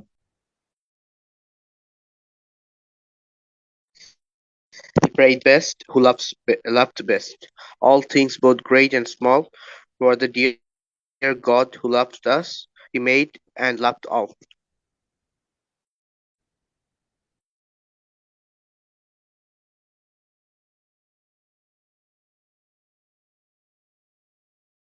ওকে, ঠিক আছে, তাহলে ডান। তাহলে আমরা এসটি গোল্ডিজ পড়লাম, সুপারন্যাচারালিজম পড়লাম। তো মানে মোট কথা একটা বিষয় বললাম, ও এটার মধ্যে একটা হলো punishment and sin, punishment and redemption. এই এখানে এসটি কলরিজের রাইমন্ড দ্য এনশিয়েন্ট মেরিনারের সুপারন্যাচারালিজম ইস্যুটা ছাড়াও সবচেয়ে গুরুত্বপূর্ণ আরেকটা ইস্যু আছে। একটা হইলো মানুষ পাপ করে। এই বলো, মানুষ কি করে? প্রথমে পাপ করে, এরপরে পানিশমেন্ট পায়। পানিশমেন্টটা কি পাইছে? Water everywhere nor any drop to drink, alone all alone in a wide sea. Punishment কিনা বলো? জি স্যার। এবার এবার বলছে যে রিডামশন, মানুষের মুক্তির উপায়টা কি? মানুষের মুক্তির উপায়টা কি বলো? মুক্তির উপায়টা কি বলো? গিলটি ফিল করে যখন, তারপর হচ্ছে মাপ চেয়ে নেয় যখন, বা হ্যাঁ, যখন নিজের মধ্যে অনুশোচনাটা কাজ করে। তাহলে রিডামশনটা কি? মুক্তির উপায়টা কি বলো? আমার পাপের অনুশোচনা করা। অনুশোচনা তো আছে, অনুশোচনার সাথে বলো উসিরিয়া কোনটা সবচেয়ে বড় কার্যকর ট্রিটমেন্ট কোনটা? রিপেন্টেন্স তো আছে এখানে নিঃসন্দেহে, তার ভিতরে ভালো কাজ করা স্যার, ভালো কাজ করা, two do good for others, মানুষের জন্য শুভকামনা করা, মানুষের ভালো কিছু করা, তাই না? মানুষের ওই যে জীবে প্রেম, জীবে দয়া, হ্যাঁ, মানে অন্য মানুষকে হেল্প করা। দাঁড়াও আমি বলে আর কি আমি তোমারই বলে আর কি 3 questions to the wise man, এই কথাটাকে আমি একদিন ক্লাসে বলছিলাম না? ধারণা করা হয়তো সক্রেটিস অথবা এরিস্টটলকে 3টা প্রশ্ন করা হয়েছিল, সে কালজয়ী 3টা question, 3 questions to the wise man. Wise ম্যানটাকে উই আর নট শিওর, কিন্তু এটা প্রচলিত প্রবাদ। এটা কি শুনছিলা? খাতার উপরে লেখা রেখো, নইলে মনে পড়ছে বলে ফেলি। 3 questions to the wise man বলছিলাম এটা? না স্যার, লেখা রাখো, খাতার উপরে ফোকাস করে লেখা রাখো 3 questions to the wise man. Exactly wise ম্যানটা কি আমরা জানি না। Wise man, first question, what is the best time in our life? তাড়াতাড়ি লিখো। ওয়াইজ ম্যানকে জিজ্ঞেস করছিল যে what is the best time in our life, 2 নম্বরে প্রশ্ন করছিল what is your best companion. উত্তর লেখার জায়গায় খালি লিখো 1 লাইন 2 লাইন করে।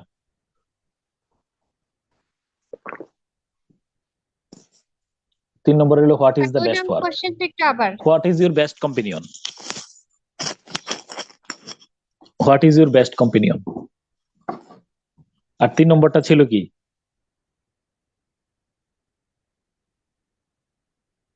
3 নম্বরটা what is the best work in your life. বলো কমেন্ট বক্সে আমারে বলো what is the best time in our world in your life. What is the best time in your life comment বক্সে বলো। Comment box, কথা বলো না, comment বক্সে লিখো।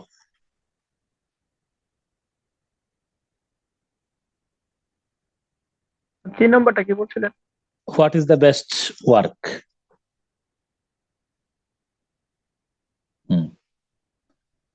Thank you.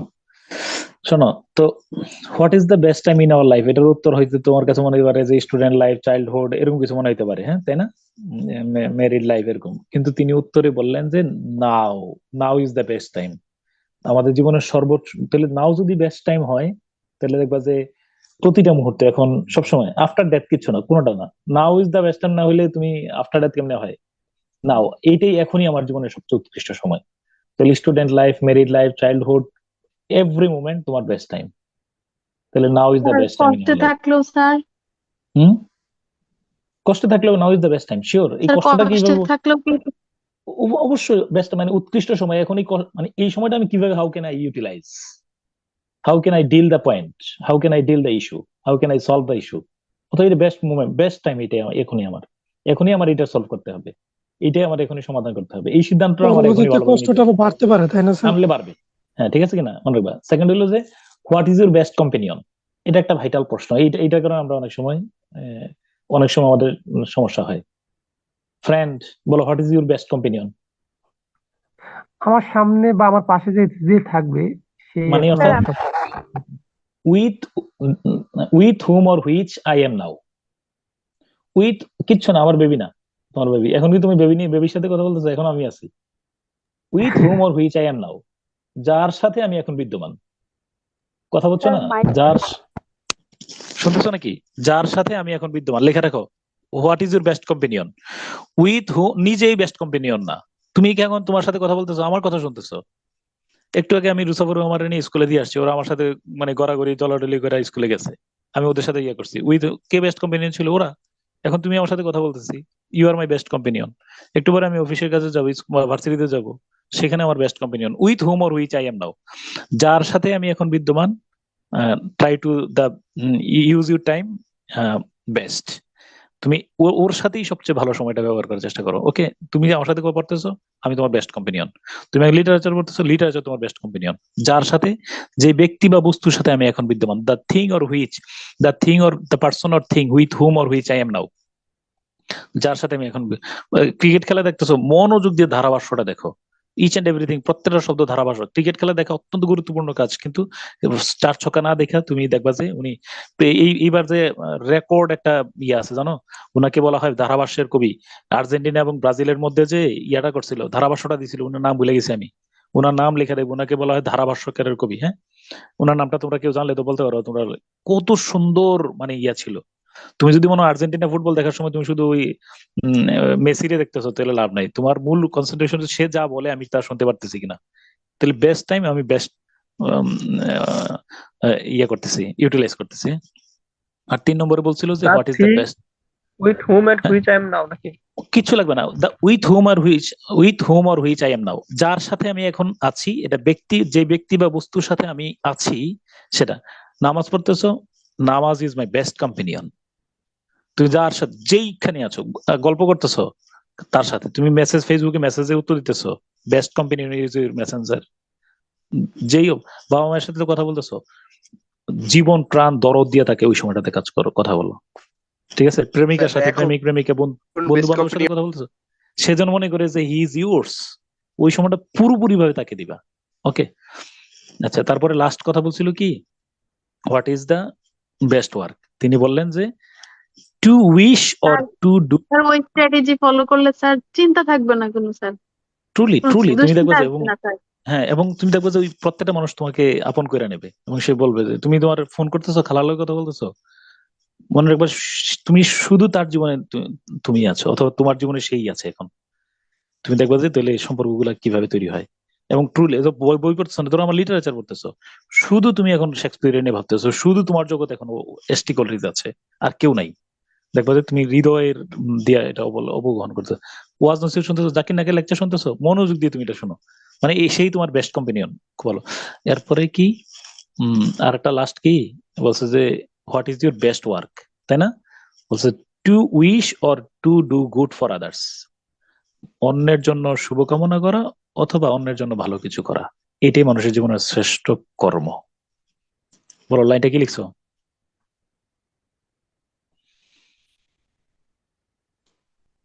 Two wish or good for others. Two wish or two do good for others, অন্যের জন্য ভাই। মানে আবার বললাম, মুনাজাতের মধ্যে আল্লাহুম্মা আমিন বইলা প্রার্থনা করবা, হে ভগবান, হে ঈশ্বর, হে স্রষ্টা, আপনি ওরে ভালো করেন, ওরে ভালো রাখেন, ও কষ্টে আছে, ওদের জন্য পথটা সুগম করে দেন, ওরা যেন ভালো থাকে, ওর রোগ সব করে বলা যায়, আমার দিকে একটু নজর রাখেন। শেষে নিজেরটা কথা বলবা, আগে কাটটা বলো। 2 3 1 না স্যার? হম 2 3 1, সত্যি কথা বলছো। গ্রামারের মধ্যে এটা ভালো কাজ করছে, তাই না? নিজের চাওয়া জি স্যার, সবসময় পরে, তাই জি না? স্যার। 2 3 1, হ্যাঁ, ভালো কাজে নিজের নাম পরে। Thank you so much. Done. তাহলে বলো হোয়াট ইজ, একটা মেসেজ পাইছো, what is the best time? Now is the best time. দুঃখ কষ্ট যেখানে যেটা থাকো, এটাই আমার বেস্ট টাইম। যেখানে যে অবস্থা, ভাত খাইতেছো না, তোমার একটা সিক্রেট কথা বলে রাখি, আমার না মনে কষ্ট টষ্ট থাকলে ভাত খেলে ভালো হয়ে যায়। আমি খুব সুন্দর করে যত্ন সহকারে তাড়াহুড়া করি না, ধীর স্থির ভাবে ভাত টাত গুলা মাখায় টাকায় বিভিন্ন, হ্যাঁ, খুব স্বাদ করে ভাতটা রেডি করি, তারপর ধীরে ধীরে আমি খাই। আমার এত ভালো লাগে বুঝতে পারবো না। এই যে ধরো একটু আগে চাটা খাইছি, আমার খুব যত্ন করে বানাই দিছে ও, হ্যাঁ, যে ধীরে ধীরে খাইছি, আমার রিল্যাক্স। আমার কাছে আল্লাহ মনে হচ্ছে, আল্লাহ কত বড় নিয়ামত দিছে, চিন্তা করে দেখো। তাহলে যার সাথে ভাত খাইতেছো, ভাতটাই তোমার বেস্ট কম্পেনিয়ন। ফিল এনজয়, তুমি মনে রাখবা যে কত বড় রিজিকের আল্লাহ কি সুন্দর ব্যবস্থা করে দিছে। ওকে। আর হ্যাঁ, তাহলে what is the best time? Now, যার সাথে আমি এখন আছি সেটা বেস্ট কম্পেনিয়ন, আর মানুষকে কি করা। তাহলে এখন তোমার বেস্ট কম্পেনিয়ন কে বলো তো? You sir, you. স্যার আপনি স্যার। আর আমার বেস্ট কম্পেনিয়ন কে? তোমরা। এরপরে হ্যাঁ, আর এখন জীবনের সবচেয়ে বেস্ট টাইম কোনটা এখন? তাহলে we are now in the best time with best companion. We are now কি বলো? তুমি যে কোনো কারণে বলতে পারো যে স্যার, তোমার বান্ধবীর সাথে বললা, ফ্রেন্ড বলো যে উই আর নাও, জানো, we are now in the best time with my best companion. যে তোমার সামনে থাকে এর সে শত্রু থাকতে পারে। How I can deal. What is the best time, এটা হলো নাও। আর what is your best companion, with whom or which I am now, যার সাথে আমি এখন আছি। হ্যাঁ হ্যাঁ, the person or thing with whom or which I am now, the person or thing with whom or which I am now. Okay, done. তাহলে এই overall আমরা এখানে এসটি কলরিজের রাইম অফ দ্য এনশিয়েন্ট মেরিনারের মধ্যে আমরা প্রথমে পাইছি মানুষ সিন পাপ করে রিডামশন আর সরি পানিশমেন্ট পায়, তারপরে মুক্তির উপায় হলো দুইটা, একটা হলো রিপেন্টেন্স আর একটা হলো কি বলো, to do good for others বা to wish good for others. মুক্তির উপায় হলো অনুশোচনা করা, আর অন্যের জন্য কি করা বলো? ভালো কাজ করা। ভালো কাজ করলেই, ভালো কাজ করা লাগবে না, এই ভালো কাজ করার পরে করবা তো, পরে আগে কি করবা বলো? আগে তার নিজে কাজ তো মন আমরা থেকে ভালো কাজ করতে পারি না, সবার লাগি ভালো কাজ করতে পারবা? আমার তো সক্ষমতা নাই। ভালো চাই, আপনার জন্য কি চাই? প্রত্যাশা করা। ভালো চাই, আপনার ভালো হোক, মনে প্রাণে চাই আমি ভালো হোক। আপনি বেঁচে আমার আগে হয়ে যান, আপনি ভালো থাকেন, আপনি খুব সুস্থ থাকেন। আপনি যত শত্রু হন, আমার অনেক শত্রুতা করছেন, আপনি ভালো থাকেন, এটা চাই। রিডামশন, মুক্তি ঘটবে, শিওর থাকো। ওকে ওকে, ডান। এবার আসো, এখানে একটু লিটারারি টার্ম নিয়ে কথা আছে, একটা বিষয়। এবার হলো আমরা একটু লিটারারি টার্ম দুইটা পড়বো। ওয়াটার ওয়াটার এভরিহোয়ার নর any drop to drink. Water water everywhere নর এনি ড্রপ টু ড্রিঙ্ক, চারিদিকে পানি আর পানি, কিন্তু খাওয়ার কিসের প্রতি আত্মবিশ্বাস ছিল যে হ্যাঁ সবাই জীবিত হবে? ও কোনটা, হ্যাঁ কোনটা, সবাই কি হয়েছে? এই যে সবাই যে মৃত্যুবরণ করছে, তারপরে ওনার যে একটা আত্মবিশ্বাস ছিল মানে কিসের উপরে এটা বুঝি না এখানে ও তার সবাই জীবিত আত্মবিশ্বাস ছিল না, না তার জীবিত হবে আত্মবিশ্বাস ছিল না। স্রষ্টা অনুগ্রহ করেছেন, তাদেরকে জীবিত করে দিয়েছেন কিসের বিনিময়ে? তার অন্তরে দয়া ভালোবাসা, অন্য প্রাণীর প্রতি দয়া ভালোবাসার কারণে স্রষ্টা এটা তাকে রিওয়ার্ড দিছেন। যখন স্রষ্টা দেখলেন তার ভিতরে রিপেন্টেন্স আছে, তার ভিতরে অন্যের জন্য শুভকামনা আছে, দয়া মমতা আছে, তাতেই স্রষ্টা তার কি করেছেন বলো? মার্জনা করেছেন। এটা কিন্তু এটাই ধর্মের কথা। যেমন ধরো বিড়ালকে পানি খাওয়ানোর কারণে একজন উম, উম, খারাপ নারী স্বর্গে যাবে, এমন একটা সুসংবাদ মোহাম্মদ সাল্লাল্লাহু আলাইহি ওয়াসাল্লাম দিয়েছেন বিড়াল কুকুরকে। এমন কুকুর শুনছিলে স্যার, কিনা? কুকুর। কুকুরকে, কুকুরকে, তাই না? তুলে মনে রাখবা যে জি এটা স্যার। এটাই এটাই ধর্ম, তুমি যেই ধর্মই পালন করো। তাহলে ওয়াটার ওয়াটার এভরিহার নর, ডব্লিউ ডব্লিউ দুইবার আসছে কিনা সেটা বলো। ওয়াটার ওয়াটার শব্দটা দুইবার আসছে কিনা? জি স্যার। তাহলে আমার সাথে বলো, repetition of same consonant sound, একই বর্ণ যদি ইনিশিয়ালি শুরুতে বারবার আসে, ব্যঞ্জন বর্ণ, এটার নাম হলো এলিটারেশন।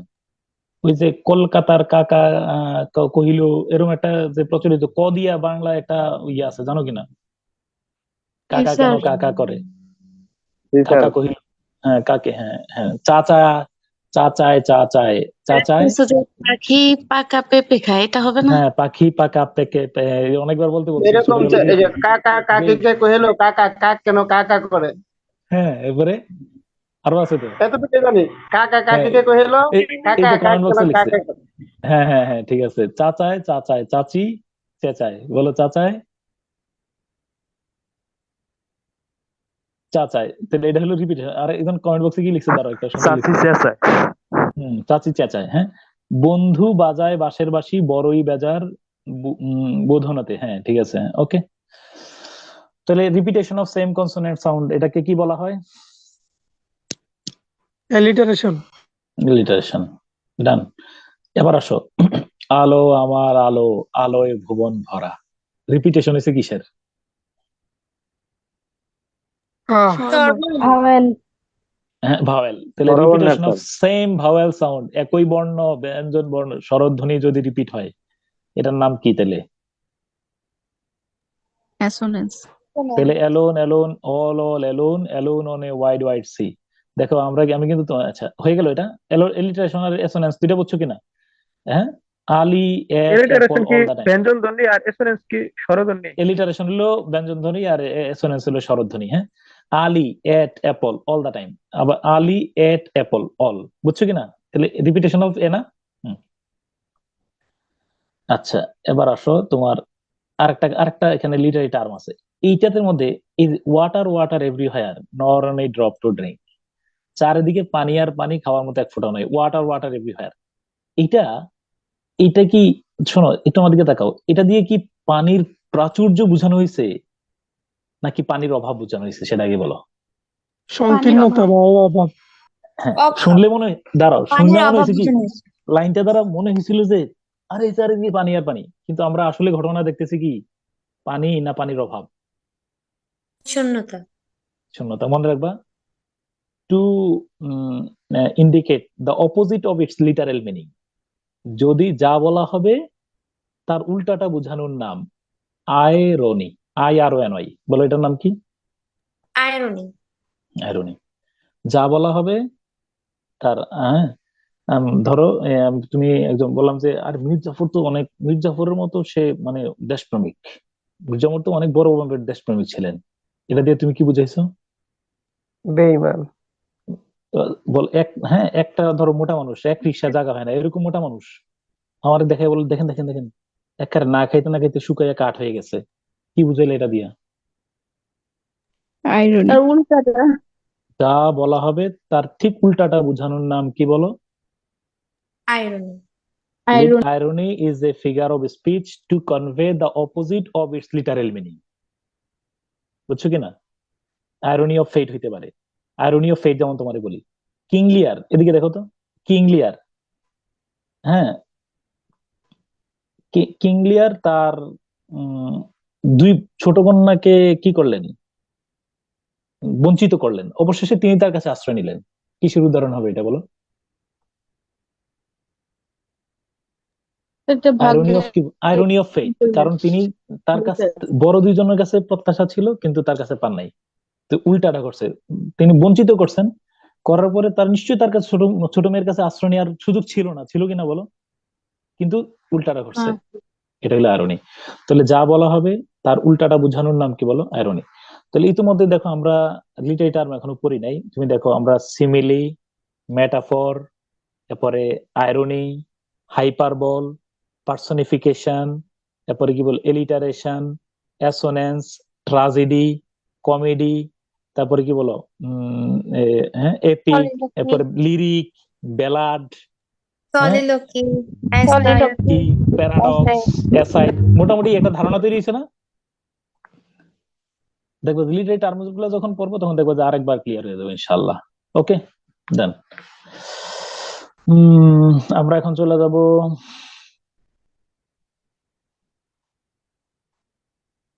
পিবি শেলি, নাম কি পার্সি বিশি শেলি। উনি রেভলিউশনারি পোয়েট, তাকে বিপ্লবী কবি বলা হয়।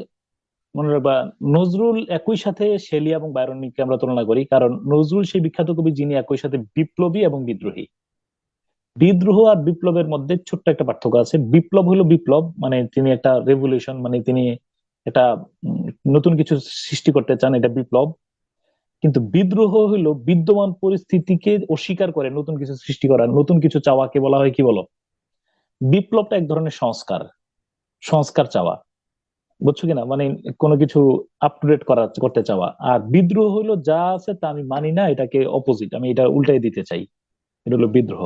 তাহলে বিপ্লবের চেয়ে ধারালো আরো শানিত শব্দ হলো কি বলো, বিদ্রোহ। বিপ্লব হলো যে আমি বিপ্লব করছি এটা আপনি ঠিক করেন, আর বিদ্রোহ করছে যে আমি মানি না আপনারটা, আমারটা মানতে হবে, এটা হলো বিদ্রোহ। একাধারে নজরুল বিপ্লবী এবং বিদ্রোহী কবি। So Nazrul is often compared to Shelley and Byron. একই সাথে তিনি শেলি এবং একই সাথে বাইরনের সাথে তার তুলনা করা হয়। তো শেলিকে আমরা বিপ্লবী কবি বলা হয়। তিনি একটা আমূল পরিবর্তন চেয়েছেন, আমূল সংস্কার চেয়েছেন। তো এখন দেখো শেলি নিয়ে আমরা বলি lyrical poet, poet of wind. তাকে আমরা পয়েট অফ উইন্ড কেন বলা হয়, মনে রাখবা যে তাকে আমরা, তিনি ওয়েস্ট উইন্ড নামে একটা কবিতা লিখছেন, ওয়েস্ট উইন্ড। পুরো নামটা পার্সি বিশি শেলি। একটু আমার দিকে আবার গল্পটা শুনে, আমি ক্লাসের শুরুতেই তোমার বলছিলাম এই শেলি, ওই প্রথম দিন আমি একটু শেলি নিয়ে গল্প বলছিলাম। শেলি কি করেছেন, শেলি অক্সফোর্ড বিশ্ববিদ্যালয়ে ভর্তি হয়েছেন, গভীর মনোযোগ, সব পরীক্ষার প্রশ্ন। হওয়ার পরে ভার্সিটিতে ভর্তি হওয়ার পরে একটা টেন্ডেন্সি দেখবা যে আমি দেখছি, দুইটা গ্রুপ তৈরি হয়, তিনটা গ্রুপ তৈরি হয়। একটা গ্রুপ হলো যে অ্যাজ ইট ইজ, যেমন ছিল তেমনই। এক গ্রুপ একটু ধার্মিক হয়ে যায়, তাবলিক টাবলিক বা বিভিন্ন কিছুতে যায়। আরেক গ্রুপ হঠাৎ করে নাস্তিক হয়ে যায়।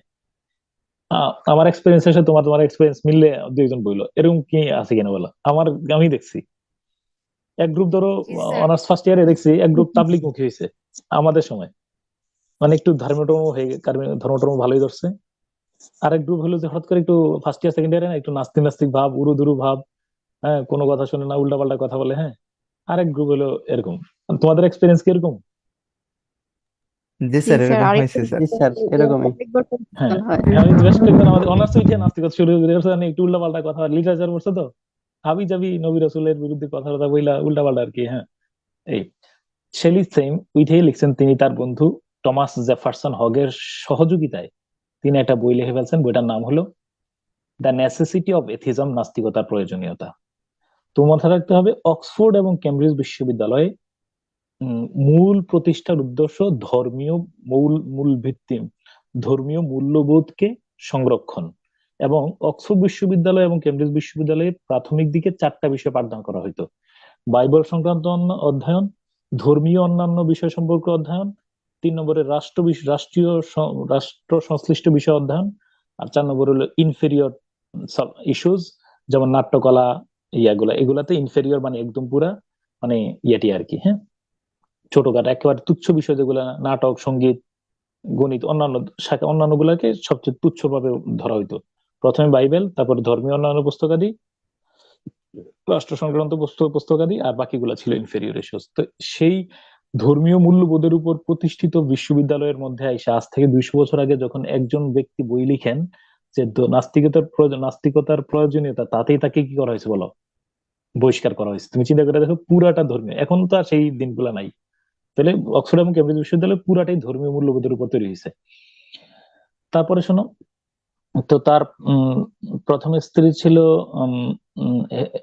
প্রথম স্ত্রীর সাথে কি করলেন তিনি, শোনো, প্রথম স্ত্রী তার প্রথম প্রেম করে বিয়ে করছেন, প্রথম স্ত্রীর সাথে ওই বাচ্চা হয়েছে, হওয়ার পরে তিনি ইতোমধ্যে তিনি কি করছেন বলো, ওই সম্পর্কে টানাপোড়েন, তিনি আবার অক্সফোর্ড বিশ্ববিদ্যালয় থেকে বাবার বাড়িতে আসছেন, তাকে বাবা বললো যে না এরকম অপুত্র আমার রাখার দরকার নেই, তাসলিমা নাসরিন আমি জায়গা দেবো না ঘরের মধ্যে। তিনি এই শেলি তখন বিধ্বস্ত হইয়া, এর মধ্যে টাকা পয়সা তো ঘাটতি পড়ছে, এই সম্পর্কটা, বিয়ের সম্পর্কটা ধীরে ধীরে টানাপোড়েন হয়েছে, হওয়ার পরে ইতিমধ্যে সে আবার ওই যে মেরি শেলিরে বিয়ে করে ফেলছে, আরে তার বন্ধুর বোনের বিয়ে করে ফেলছে। এই খবর শুনে তার যে এক্স ওয়াইফ, যার কারণে অর্থনৈতিক কারণে যার সাথে সম্পর্কটা নষ্ট হয়েছে, টানাপোড়েন চলছে, সে আত্মহত্যা করছেন। আত্মহত্যা করার পরে যে শেলির যে ছেলেটা ছিল, আদালত বললো যে না, তোমার মতো মানুষের কাছে এই ছেলের যে এই ছেলের দায়িত্ব দেওয়া যায় না, এই জন্য শেলির পুত্রকে শেলির কাছে আদালত দেয় নাই। তারপরে তিনি কি করলেন, ইতিমধ্যে ইংল্যান্ডের মধ্যে তার বিপর্যয়কর পরিস্থিতি, চারিদিক দিয়ে মানসিক বিধ্বস্ত, তিনি চলে গেছেন কোথায় না, ইতালিতে, সরি ইংল্যান্ড থেকে চলে গেছেন ইতালিতে। সেখানে যে আবার তিনি ভ্রমণ করতে করতে ওই লর্ড বায়রনের সাথে বললাম যে দেখা করতে গেছেন। সেখান থেকে যখন তিনি ফিরছেন তখন তার বয়স 29 বছর বয়সে তিনি একদম পুরা ইতালির এই যে এড্রিয়াটিক সিটা, ওইটার কাছাকাছি এসে তিনি কিন্তু ডুবে মারা যান, নৌকা ডুবে হয়েছিল, সেখানে মারা যান। মারা যাওয়ার পরে তার পকেট থেকে একটা কবিতা বের করা হয়েছে, কবিতা পাওয়া গেছে, কবিতাটার নাম ছিল লামিয়া। এটা হলো জন কিটসের কবিতা। ইংল্যান্ডে যখন শেলি ছিলেন, তো ইংল্যান্ডে শেলি থাকাকালীন অবস্থায় জন কিটসকে খুব বেশি মূল্যায়ন করতেন। তিনি জন কিটসের ব্যাপারে একটা উঁচু ধারণা ছিল, তিনি ভাবতেন যে জন কিটস একজন বড় মাপের কবি হবেন, এই জন্য জন কিটসকে তিনি একদম পুরা মানে ছায়া ছায়া রাখতেন। এবং জন কিটসের কবিতার অন্যতম এপ্রিসিয়েটর হলেন শেলি। তারপরে শেলি মারা গেছেন, তার লাশ কিন্তু ক্রিম করা হয়। এবং শেলি যখন মারা যান তখন তখন ইংল্যান্ডের স্পেকটেটর বা ওই সময় যে তদানীন্তন বড় বড় পত্রিকাগুলো ছিল, পত্রিকাগুলো শিরোনাম করেছে যে নাস্তিক মারা গিয়েছে, সে এখন টের পাবে স্রষ্টা আছে কি নাই। এখানে তুমুল সবাই, একজন মানে শেলি যখন মারা গেছেন তখন কিন্তু সবাই মানে খুশি হয়েছিল যে এখন টের পাইবো, যে এখন বুঝবা যে কত দানে কত চাল দাও, যাওয়ার পরে ধুরুম ধুরুম চলতেছে তোমার উপরে। হ্যাঁ, তো ইংল্যান্ডের স্পেকটেটর বিখ্যাত পত্রিকা, যেটা ওই সময় ধর বাংলাদেশের প্রথম আলো, এরকম পত্রিকা মানে শিরোনাম করছে শেলি এখন বুঝবে। হ্যাঁ, মানে এরকম আমি নেটে সার্চ দিলে পাইবা শেলির মৃত্যুর পরে নিউজটা কেমন ছিল, যে নাস্তিক এখন টের পাবে স্রষ্টা আছে কিনা নাই। হাওয়েভার এটা ছিল তার জীবনের জীবদ্দশায় তিনি যে খুব সম্মানিত বা খুব মর্যাদাপূর্ণ ব্যক্তি ছিলেন এমনটাও না। মারা যাওয়ার পরে তার সাহিত্যকর্মের বিশেষভাবে মূল্যায়ন করা হয়েছে। তো এখন তার এখন আসো আমরা পরীক্ষার প্রশ্নগুলো এখানে কি কি পাইতেছো তুমি দেখো, আসো। Shelley revolutionary poet of hope and regeneration. মোট কথা রেভলিউশনারি পয়েটটা গুরুত্বপূর্ণ, পয়েট অফ উইন্ড গুরুত্বপূর্ণ, কারণ ওয়েস্ট উইন্ড নিয়ে একটা কবিতা একটু পরে পড়বো। নেসেসিটি অফ এথিজম বা নাস্তিকতার প্রয়োজনীয়তা নামে একটা লিখছেন। হ্যাঁ, তখনকার সময় ধর্মবিরোধীদের প্রচুর শাস্তি দেওয়া হইতো। শেলি এবং হক দুজনকেই বহিষ্কার করা হইলো। শেলির বাবাও তাকে ত্যায্যপুত্র করছেন, বিচ্ছিন্ন হয়ে যান, ফলে বাকি সময়গুলো খুব সংগ্রাম করে কাটাইতে হয়। আমি যা বলছি তার একটা সামারি তোমার এখানে লেখা দেওয়া হয়েছে। পরীক্ষার প্রশ্ন, he was expel from Oxford University for atheism, he like Keats, পকেটে কিডস এর কবিতা থাকতো, তিনি নৌকাডুবিতে মারা যান, তাই না? হ্যাঁ, বায়রন এবং হান্টের সাথে দেখা করার পরে বাড়ি ফেরার সময়। অসমাপ্ত গ্রন্থ ট্রায়াম্ফ দরকার নাই। Jibanananda Das is called the Shelley of Bangladesh, দরকার নাই। জীবনানন্দ দাসের সাথে কেউ শেলির মিল পেয়েছেন, আমি এটা গুরুত্বের উপর প্রশ্ন। এই যে দ্য ফিউনারাল অফ শেলি, শেলিকে এই যে পোড়ানো হচ্ছে, একটা কল্পিত চিত্র এখানে দাঁড় করানো হয়েছে, ঠিক আছে কিনা? ওকে ওকে ডান। তারপরে আসো, এবার আসো। নৌকাডুবিতে মারা গেছে স্যার, তাহলে পুরাবে কিভাবে? ও মানে লাশ যখন তুলছে, লাশটা উঠান পরে, লাশটা তো সংগ্রহ করছে, তো পাইছে, তো পাওয়ার পরে তখন হ্যাঁ লাশ পাওয়ার পরে খ্রিস্টানদেরকে কি পুরায় দেয় লাশ? হ্যাঁ, না, খ্রিস্টানদের পোড়ানো হয় না, সে তো ধর্ম অস্বীকার করছিল, বুঝছো না? সে কি নাস্তিক ছিল না? জি স্যার। আচ্ছা, তারপরে তাহলে আমি বলছি তার লাশ কোথায়, তাকে কোথায়, কোন দেশে সমাহিত মানে পোড়ানো হয়েছিল বলো, ক্রিম করা হয়েছিল কোন দেশে? ইতালি। স্পিরিট অফ ইসলাম বইটা লিখছেন সৈয়দ আমির আলী, কিন্তু রিভোল্ট অফ ইসলাম এটা লিখছেন, মনে রাখবেন, রিভোল্ট অফ ইসলাম এটা কে লিখছেন? আরে শেলি। আমিও মনে করছিলাম যে এখানে মনে হয় ইসলামের কিছু, কিন্তু তিনি ইসলাম নিয়ে খুব গবেষণা করেন নাই বা এখানে কোনো তত্ত্ব দেন নাই। জাস্ট একটা বিপ্লবের কথা বুঝাইছেন যে একটা সমাজের একটা কি বলো একটা কিসের বিরুদ্ধে মানে একটা প্রচলিত ইসলাম কিন্তু একটা বিপ্লব বিদ্রোহ না কি বলো? ইসলামের ক্রান্তি উত্থানটা স্যার। না, মানে প্রচলিত ওই সময়ের যে আইএমএ জাহিলিয়াতের বিরুদ্ধে একটা বিদ্রোহ ছিল কিনা? হ্যাঁ হ্যাঁ স্যার, ঠিক আছে স্যার। হুম, মানে অন্যায়, মানে যেটা একটা প্রচলিত সমাজ ব্যবস্থার মানে বাইরে গিয়ে পুরা একটা একদম ইউটার্ন নিয়ে একটা নতুন সমাজ ব্যবস্থা তৈরি করে তুলছেন, তাই না? জি স্যার। মানে এমন, তুমি বুঝো স্যার ওই কি যে এমন একটা সমাজ, পূজারীদের বিরুদ্ধে ছিল স্যার। ও এটা তো পুরা সমাজ ব্যবস্থা। পূজারি কেন বলতেছো তুমি? ধরো সিরাতে ইবনে হিশাম পড়বা, দেখবা যে কয়েকদিন ধরে বাবা তার মেয়েরে বলতেছেন যে মেলায় যাবো আগামী এত তারিখে, মেয়ে সাজরব মেলায় যাবে। ইতিমধ্যে বাবা নিয়ে গেছে, নেয়ার পরে ওই যে গভীর গর্ত করে রাখছিল, তো ওই গর্তের মধ্যে মেয়েটারে কাছাকাছি নিয়ে ধাক্কা দিয়ে ফেলায় উপর দিয়ে মাটি চাপা দিয়ে ফেলছেন। এমন একটা সমাজ ব্যবস্থার মধ্যে যিনি বলছেন যে যিনি বিপ্লব নিয়ে আসছেন, কি বলছে যে মায়ের পদতলে সন্তানের ব্যস্ত, মানে কোথায়, মানে পুরো আমূল পরিবর্তন করে ফেলছেন, যেখানে নারীকে নারী জন্মগ্রহণ করাকে কি মনে করা হয়তো বলো? অভিশাপ মনে করা হয়তো, পাপের ফসল মনে করা হয়তো, সেই সমাজ ব্যবস্থাকে তিনি উল্টাই দিচ্ছেন। ওকে, হ্যাঁ। এবং এই যে শুধু একটা আছে না হাজরা আসওয়াদ, যেটা দেখবা যে তোমার কি এই শুধু একটা মাদি উটকে প্রহার করার কারণে ওই দুইটা গ্রুপের মধ্যে, দুইটা গোত্রের মধ্যে 40 বছর ব্যাপী যুদ্ধ হয়েছে। এই হাজরা আসওয়াদ নিয়ে রাখবে কোথায়, এটা নিয়ে অনেক দীর্ঘ মারামারি। পরে মোহাম্মদ সাল্লাল্লাহু আলাইহি ওয়াসাল্লাম বলছে যে তোমরা একটা চাদরের মধ্যে দিছেন, দেওয়ার বলছে যে এই নেতারা চারদিকে ধরার পরে এখানে নিয়ে রাখো, তাহলে তোমরা সবাই ইয়ে করলা। পুরো একটা সমাজ ব্যবস্থার তিনি আমূল পরিবর্তন করে ফেলছেন। হ্যাঁ, তাহলে রিভোল্ট অফ ইসলাম এরকম কিছু একটা ধারণা দেওয়ার চেষ্টা করছেন। আর হইলো দ্য ডিফেন্স অফ পোয়েট্রি, কবিতার সমালোচনা গ্রন্থ। ওই যে আমি বলি দ্য ডিফেন্স অফ পোয়েট্রি মানে হলো তিনি ওই যে আরে আরে ওয়ার্ডসওয়ার্থ লিখছিল preface to lyrical ballads, Coleridge কি লিখছিল বলতো? বায়োগ্রাফিয়া লিটারেরিয়া, মনে আছে কিনা? সাহিত্য সমালোচনা গ্রন্থ, ক্রিটিসিজম। হ্যাঁ, আর তিনি লিখছেন এ ডিফেন্স অফ পোয়েট্রি। ওকে, কবিতার মানে মানে এটার মধ্যে শুধু কবিতা না, মানে সাহিত্য সমালোচনা গ্রন্থ, কবিতার বৈশিষ্ট্য কেমন হবে এগুলো নিয়ে। নেসেসিটি অফ এথিজমের জন্য ইয়ে করছেন। প্রমিথিউস আনবাউন্ড, একটু তোমার কথা শোনায় রাখি আগে। প্রমিথিউস নিয়ে আমি পরিচয় দেবো, আর মনে রাখবা প্রমিথিউস বাউন্ড আর প্রমিথিউস আনবাউন্ড। আগে আগে প্রমিথিউস বাউন্ডের গল্প শোনো। প্রমিথিউস বাউন্ড লিখেছেন স্কাইলাসের লেখা। এই লাইনটা একটু বড়। ফাদার অফ গ্রিক লিটারেচার খ্যাত এসকাইলাসের বিখ্যাত দুইটা নাটক প্রমিথিউস বাউন্ড এবং অ্যাগামেমনন। যদি বলি বিশ্ব সাহিত্যে নাটকের জন্ম কে দেন, বিশ্ব সাহিত্যের জনক কে?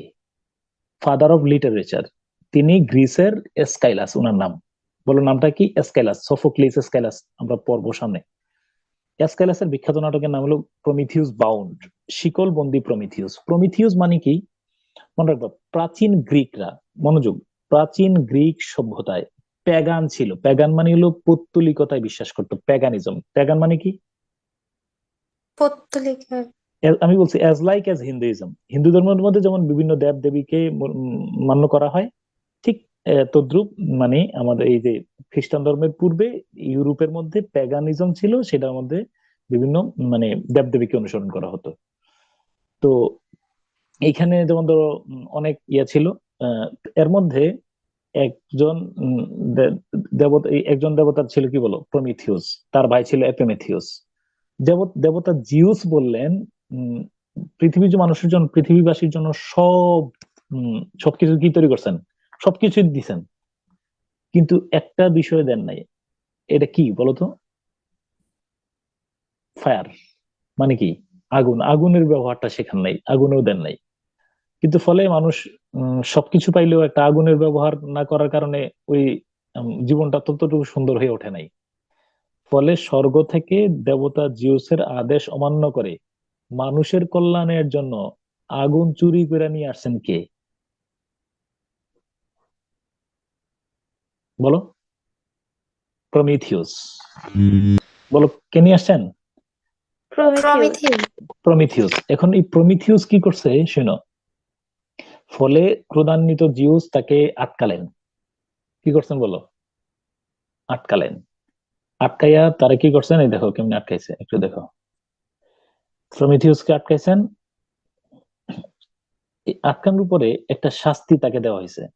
এই যে প্রমিথিউস, তাকে শাস্তিটা দেওয়া হয়েছে এরকম যে প্রত্যেকদিন একটা ঈগল পাখি এসে, হ্যাঁ, রাতের মধ্যে আসবে, হ্যাঁ, বা সরি সকালবেলা আসবে, সারাদিন তাকে ঠুকরে ঠুকরে ঠুকরে ঠুকরে কি করবে, তার কলিজাটা ভক্ষণ করবে, তাকে হাত পা বাঁধা, আর সন্ধ্যার সময় সেটা চলে যাবে। এরপরে সারা রাত ব্যাপী সে আবার তার কলিজাটা কি হবে বলো, উম আবার তৈরি হবে, সকালবেলা উঠে আবার ভক্ষণ করবে। এটা ছিল তার শাস্তি। তারপরে তাকে উদ্ধার করেন পরবর্তীতে হারকিউলিস, এটা পরের গল্প।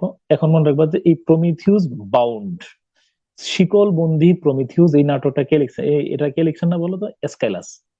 কিন্তু শেলি হলেন বিপ্লবী কবি, তিনি লিখছেন প্রমিথিউস বাউন্ড নাকি আনবাউন্ড, সেটা বলো। আনবাউন্ড শিকল মুক্ত প্রমিথিউস। তিনি বললেন মানবতার কল্যাণের জন্য, বুঝছো কিনা, মানুষের কল্যাণের জন্য এই মানে এই যে প্রভুত্ব, যারা মানুষ, এই যে স্রষ্টা মানে যারা ইয়ে আছে, তাদের বিরুদ্ধে রুখে গিয়ে মানুষের কল্যাণের জন্য নিজের জীবন বিসর্জন দেওয়ার মতো আমার আরো কিছু প্রমিথিউস দরকার। অর্থাৎ সমাজ সংস্কারের জন্য প্রমিথিউস বাউন্ড নাকি আনবাউন্ড প্রয়োজন, সেটা বলো। আনবাউন্ড। তিনি প্রমিথিউস আনবাউন্ড, হ্যাঁ, শিকল মুক্ত প্রমিথিউসকে আহ্বান করেছেন। ওকে, ঠিক আছে, ক্লিয়ার। এখানে ছোট্ট করে লেখা আছে, আদিম যুগে শুধু আগুন শুধু স্বর্গের দেবতারই ব্যবহার করতেন, পৃথিবীতে আগুন ছিল না। জিউসের বারণ সত্ত্বেও প্রমিথিউস আগুন নিয়ে আসছিলেন, ফলে শাস্তি স্বরূপ তাকে আবদ্ধ করে রাখছিলেন। এরপরে তিনি কিভাবে বিদ্রোহ করছেন, এবং এই বিদ্রোহ যেন বিদ্রোহী, তাহলে তিনি ওকে। অ্যাডোনিস, অ্যাডোনিসটা কার? এলিজি। এবার হলো আমরা একটা লিটারি টার্ম হলো elegy is a poem of lamentation. কেউ মারা গেলে তার মৃত্যুতে শোক প্রকাশ করে লেখা কবিতার নাম কি বলো? এলিজি।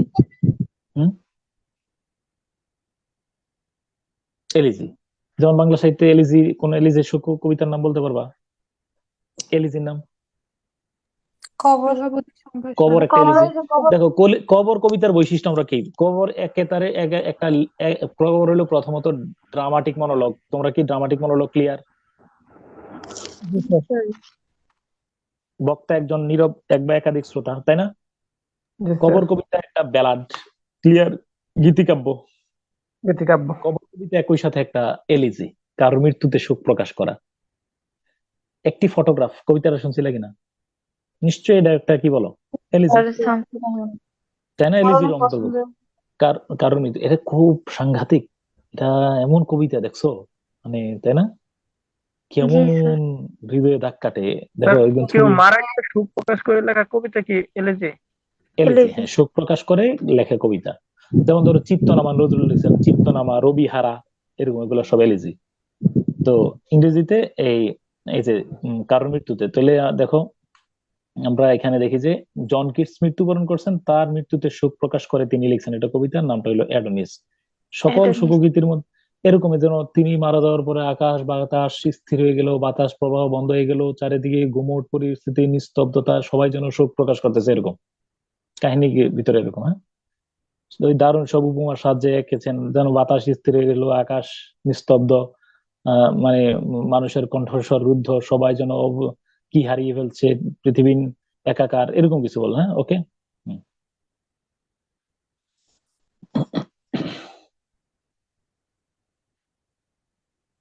তারপরে কি বলো? তাহলে কি, ডান, হ্যাঁ। তারপরে এবার আসো ode to the west wind, পশ্চিমা সমীরণের গান। এখন শোনো, নাম হলো পশ্চিমা, ode to the west wind. কবিতাটা আগে বুঝো, কবিতাটার নাম হলো ode to the west wind. বলো, ode to the west wind, পশ্চিমা সমীরণের গান। বলো, পশ্চিমা কি? সমীরণের।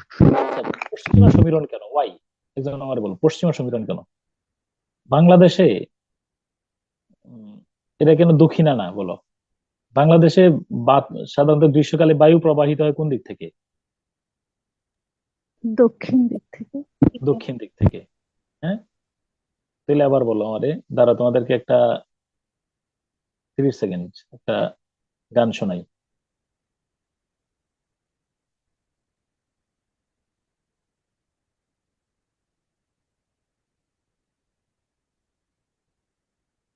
এই গানের মধ্যে কয়েকটা বিষয়, যেহেতু টু দ্য ওয়েস্ট উইন্ড পড়াচ্ছি, এটার সাথে আমি এটা রিলেট করে তোমার মনে রাখার জন্য একটা গান শোনাই, ধরো। হ্যাঁ, দক্ষিণে হাওয়া গানটা। না, এটা ওনাবাড়ি আমাদের কুমিল্লা অঞ্চলে তো।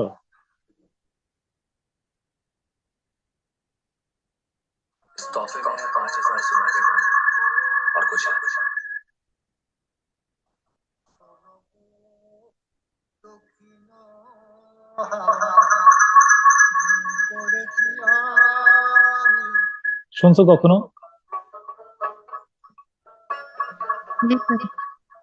জি স্যার। ওকে,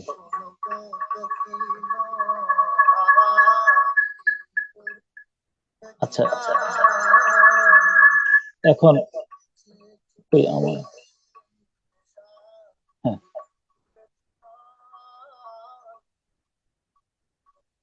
এবার আমারে বলো এখানে লিটারি টার্ম কি পাইছো? এখানে লিটারি টার্ম কি পাইছো? শোনো গো দক্ষিণ হাওয়া, এখানে কি কি লিটারি টার্ম পাইছো বলো? এক নম্বরে পার্সনিফিকেশন। এক নম্বর কি? পার্সনিফিকেশন। ওকে, ফাইন। আরেকটা আছে, আমরা পড়বো কালকে। কাউকে যদি আহ্বান করা হয়, এখনই পড়বা, কাউকে যদি আহ্বান করা হয়, কোনো ইনএনিমেট কাউকে যদি তুমি আহ্বান করো, সেটার নাম হলো কি বলো? সেটার নাম আহ্বান করলে কি হবে বলো? শোনো গো দক্ষিণা হাওয়া, সে কি, তার কি কান আছে বলো তো? নাই না স্যার। নাই। ওকে, শোনো, তাহলে যেহেতু কান নাই কিন্তু তাকে আমরা শুনতে বলছি, তাহলে তাকে কি জীবিত রূপে কল্পনা করলাম নাকি মৃত রূপে কল্পনা করলাম? জীবিত রূপে। জীবিত রূপে যেহেতু কল্পনা, আরে আমার ইয়ারা চলে গেছে, দাঁড়ো, কেটে ফেলছে। সেই হিসাবে এটা পার্সনিফিকেশন। আর একই সাথে এটা, দেখো এটা লিটারি টার্ম আছে, একই সাথে এটা নাম হলো অ্যাপোস্ট্রফি। অ্যাপোস্ট্রফি মানে হলো যে কাউকে আহ্বান করা বলে, শোনো গো, হ্যাঁ, ও হে, ও গো, এগুলো যদি বলো এটার নাম কি বলো? অ্যাপোস্ট্রফি। এবার শোনো, বলো কবি কি উম, শোনো গো পশ্চিমা হাওয়া কেন বলেন নাই, কেন দক্ষিণা হাওয়া বললেন?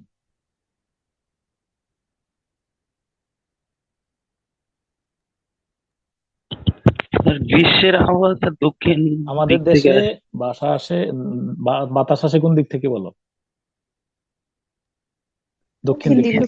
আর বাংলাদেশের বঙ্গোপসাগরটা কোন দিকে? দক্ষিণে। কিন্তু শেলি কবিতা লিখলেন শোনো গো দক্ষিণা হাওয়া না পশ্চিমা হাওয়া?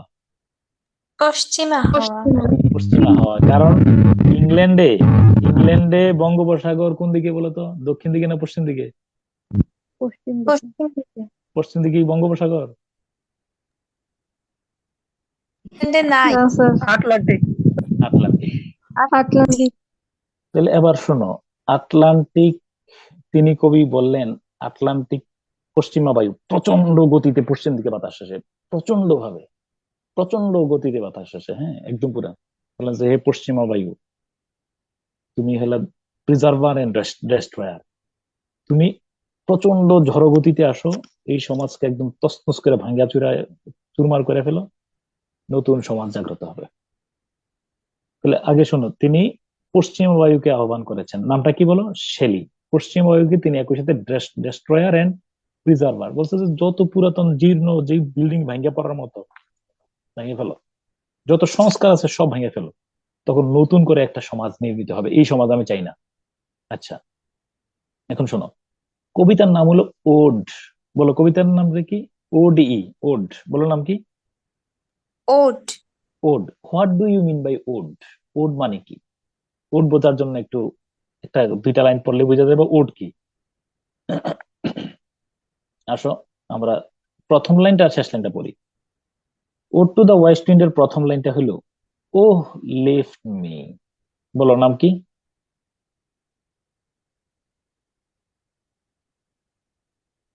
বলো ও Oh, লিফট মি, হে পশ্চিমা বায়ু আমাকে উড়িয়ে নিয়ে যাও। As wave a leaf a cloud, ঢেউয়ের মতো, গাছের পাতার মতো, আকাশের মেঘমালার মতো। I fall upon the thorns of life, আমি জীবনের কণ্টক দ্বারা কণ্টকাকীর্ণ। আচ্ছা বলো, প্রথমত আমার বলো যে এখানে অ্যাপোস্ট্রফি, এটা কি আহ্বান করেছেন কিনা কাউকে? জি স্যার। তাহলে আহ্বান করা বুঝালে আমরা এটাকে বলি অ্যাপোস্ট্রফি। আচ্ছা, 2 নম্বরে বলো ও lift me as wave a leaf, এটা সিমিলি না metaphor? Simile. Simile, as wave আমাকে উড়িয়ে নিয়ে দাও। এই কেন মেটাফর? অ্যাজ লাইক দ্বারা মেটাফর, যাচ্ছে তো না সিমিলি। অ্যাজ অ্যাজ দ্বারা। স্যার অ্যাপোস্ট্রফি যেটা বলেছেন এটা কি পার্সোনিফিকেশন বলা যাবে না, ওটা তো আহ্বান করা নেই বললেন। হ্যাঁ, একই সাথে পার্সোনিফিকেশন, একই সাথে এটার মধ্যে এই বাক্যটা সিমিলি, পার্সোনিফিকেশন, তারপরে অ্যাপোস্ট্রফি সব হচ্ছে। ঠিক আছে, এবার আসো, এই প্রথম লাইনের মধ্যে কবি কি আনন্দের কথা বললেন না বিরহের কথা বললেন? বিরহের বিরহ কথা। কবিতাটা আনন্দ দিয়ে শুরু হয়েছে না বিরহ, হতাশা, গ্লানি দিয়ে শুরু হয়েছে? বিরহ দিয়ে। দুঃখ দিয়ে স্যার, ওরে দুঃখ। পশ্চিমা বায়ু আমার উড়ে নিয়ে যাও, গাছের পাতার মতো, আকাশের মেঘমালার মতো, সমুদ্রের ঢেউয়ের মতো। আমি আর বাঁচতে ভালো লাগে না, আমি এই জীবনের দ্বারা কণ্টকাকীর্ণ, আমি অসহ্য, হতাশা, গ্লানি, ডিসপায়ার, ডিজেকশন। এবার শেষের লাইনে বলছেন কি দেখো, ইফ উইন্টার কামস, যদি শীতকাল আসে, can spring be far behind, যদি শীতকাল আসে বসন্তকাল কি দূরে থাকে? যদি শীতকাল আসে বসন্ত কি দূরে রহে?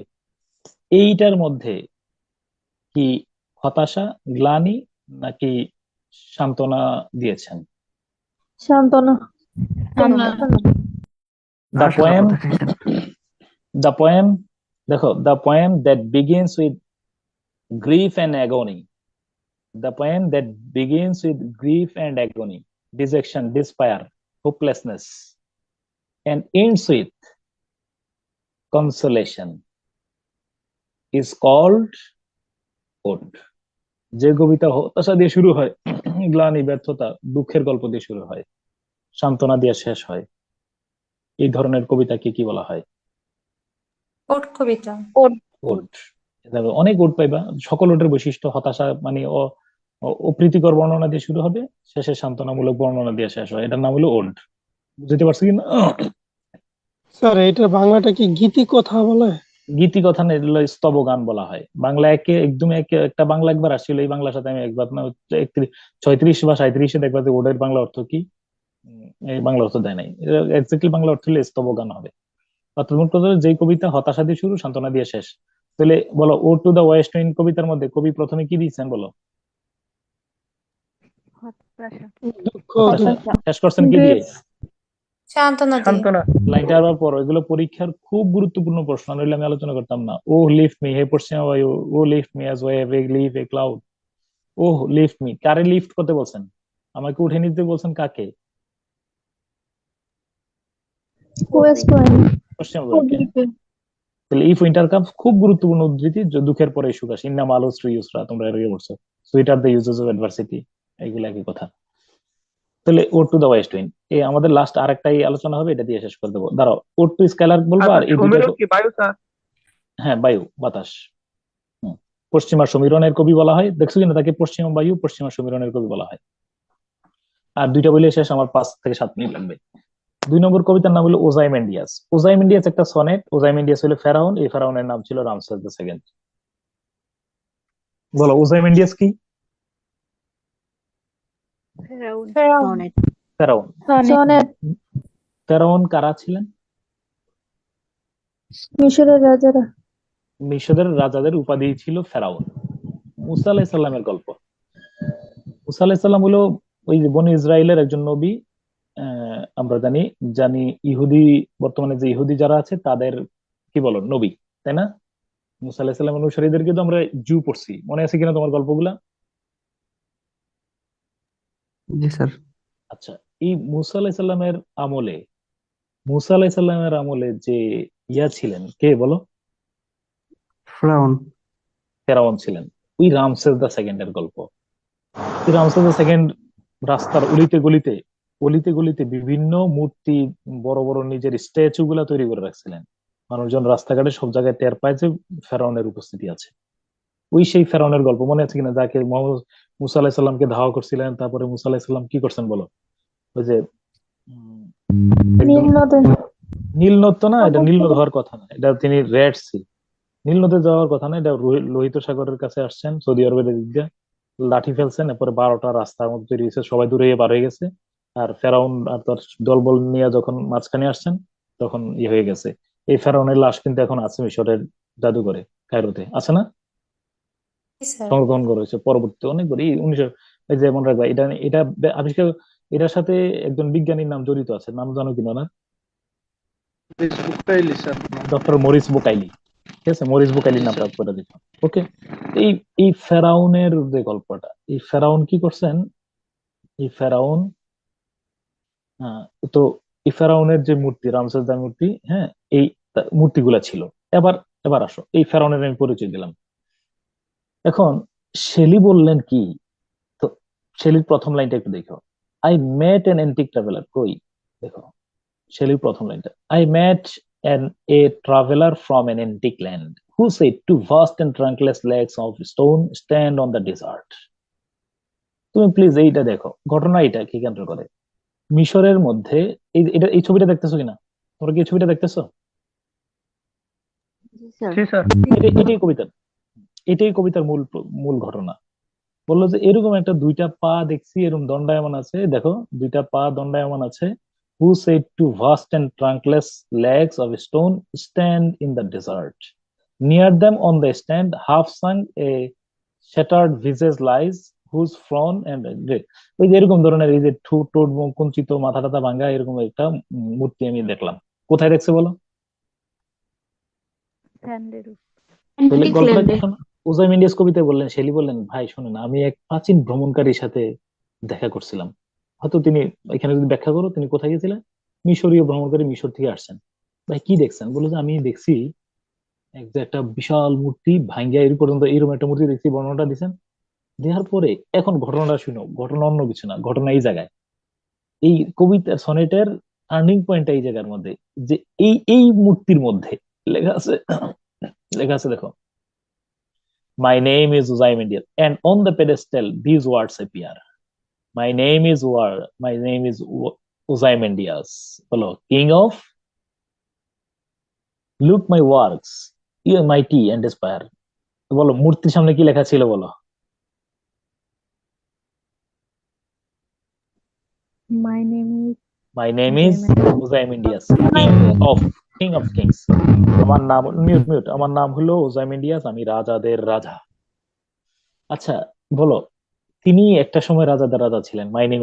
এখন এই তার ভগ্ন বিধ্বস্ত মূর্তির সামনে যখন লেখা থাকে স্ট্যাচুর সামনে, হ্যাঁ, আমার নাম ওজাইমেন্ডিয়াস, আমি রাজাদের রাজা, আসলে কি তিনি রাজাদের রাজা, নাকি পৃথিবীর সবচেয়ে বিপর্যস্ত ধ্বংসস্তূপে পরিণত হওয়া একজন মানুষ? মানুষ। ওকে, আমি আর ভিতরে তাত্ত্বিক আলোচনা গেলাম না, পরীক্ষার প্রশ্নে আসো। It is a famous example of, কিসের উদাহরণ হইতে পারে বলতো? আমার নাম অহংকারের উজাইমেন্ডিয়াস, আমি পতন রাজাদের স্যার, রাজা। অহংকারের পতন। কিসের উদাহরণ?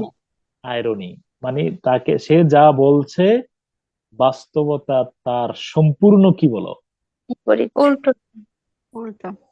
এটা দিয়ে পৃথিবীর সব কর্তৃত্বপরায়ণ শাসকের জন্য তিনি মেসেজ দিয়ে গেছেন, যারা মনে করে my name is Ozymandias, king of king, আমি তো সর্বে সর্বা, আমি রাজাদের রাজা। এদের পরিণতিটার জন্য তিনি এই চিত্রটা উপস্থাপন করেছেন, ওজাইমেন্ডিয়াস কালজয়ী সেই কবিতা।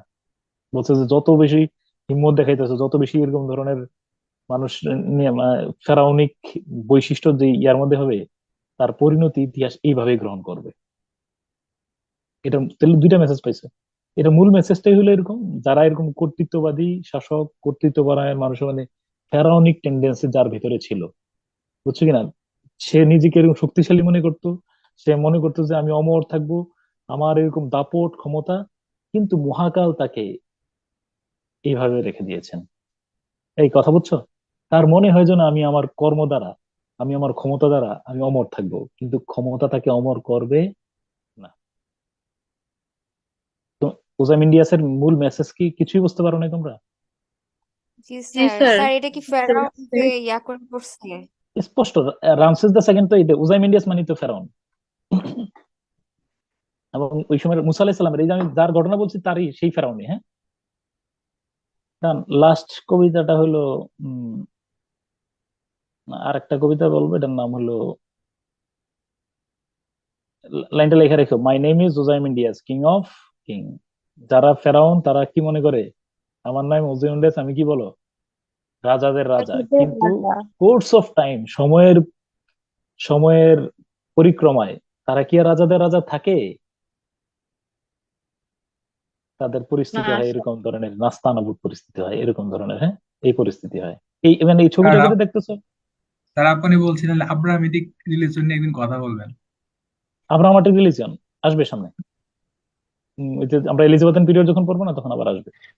স্যার একটু সিমিলি মেটাফোর সম্পর্কে যদি বলতেন, আমি ভুলে গেছিলাম। ওরে আমি ভুলে গেছিলাম রে। অ্যাজ লাইক, সিমিলি শব্দের মধ্যে অ্যাজ লাইক শব্দটা থাকবেই। সিমিলিতে কি থাকবে বলো একটু? জি স্যার, অ্যাজ লাইক সম্পর্কটা থাকবে। থাকবে, হ্যাঁ। হ্যাঁ, আর মেটাফরের মধ্যে Mashrafe is a tiger, Mashrafe কি বাঘ না বাঘের মতো, অর্থটা বলো তো? মানে এমনি মূলত কি, সে কি বাঘ আসলে না বাঘের মতো? বাঘের মতো। কিন্তু মতো শব্দটা তুমি ব্যবহার করো, আমি মাশরাফি একটা বাঘ, মাশরাফি একটা বাঘের বাচ্চা। সে কি আগে বাঘের বাচ্চা নাকি বাঘের বাচ্চার মতো এরকম সাহসী? মতো শব্দটা যদি তুমি ব্যবহার করো, Mashrafe is like a tiger, as brave as a tiger, as এবং লাইক শব্দটা ব্যবহার করে যদি তুলনা করো, এটার নাম সিমিলি, এক্সপ্লিসিট কম্পারিজন। আর মাশরাফি ইজ এ টাইগার, এটা হলো ইমপ্লিসিট, সরাসরি তুলনা করে বসছে, এটার নাম কি বলো? অ্যাজ লাইক ছাড়া তুমি ব্যবহার করলে এটার নাম মেটাফর। হ্যাঁ, মেটাফর। ওকে। স্যার আর হাইপারবোলটা যদি স্যার একটু বলতেন। হ্যাঁ হ্যাঁ হ্যাঁ, হাইপারবল। স্যার হাইপারবোল হাইপারবল হইলো ওই যে তুমি কি বলো, কারোর কাছে ধরো সকালবেলা 2টা পরোটা, বেশি 3টা বা 4টা পরোটা খাইছে, ধরো 2টা ডিম খেয়ে ফেলছে একজন, তোমার কোনো কেউ বললো যে পুরা রাক্ষস, কি বলছো বলো? বললো তোমার উপর মনে হয় রাক্ষস ভর করছে, হয়তো একটু বেশি খেয়েছে, তাতে তুমি কি কি কি উপমা দিছো বলো? এটা কি স্বাভাবিক, স্বাভাবিক তুলনা দিলা একটা পরোটা বেশি খাওয়ার কারণে, নাকি অস্বাভাবিক কি বলছো? অস্বাভাবিক। যদি দেখো না, আমি তোমারে নিষেধ করছি যে তুমি এই কাজটা করো না, এই কাজটা করো না, এই কাজটা করো না, 3বার বলছি, 3 দিন বলছি। তোমারে আমি না 10,000 বার এই কথাটা মনে বলছি যে তুমি এই কাজটা করো না, আমি বিপদে পড়ছো, ঠিক আছে না? বলছি কয়বার মূলত? 3 বার। তোমারে 1,00,000 বার আমি এই কথা, তোমারে আমি আমি বলো না 1,00,000 বার আমি সতর্ক করছি, 1,00,000 বার বলছিলাম, 3বার দাবি করছি, কয় লাখ বলো? 1,00,000 বার। কিসের উদাহরণ? হাইপারবোল। বাস্তবের চেয়ে অনেক বেশি অতিরঞ্জিত করে বললে এটার নাম হাইপারবল। ওকে ডান। আমি তাহলে আজকে আর টানি না, তোমরা এখানে শেষ করে দেন স্যার।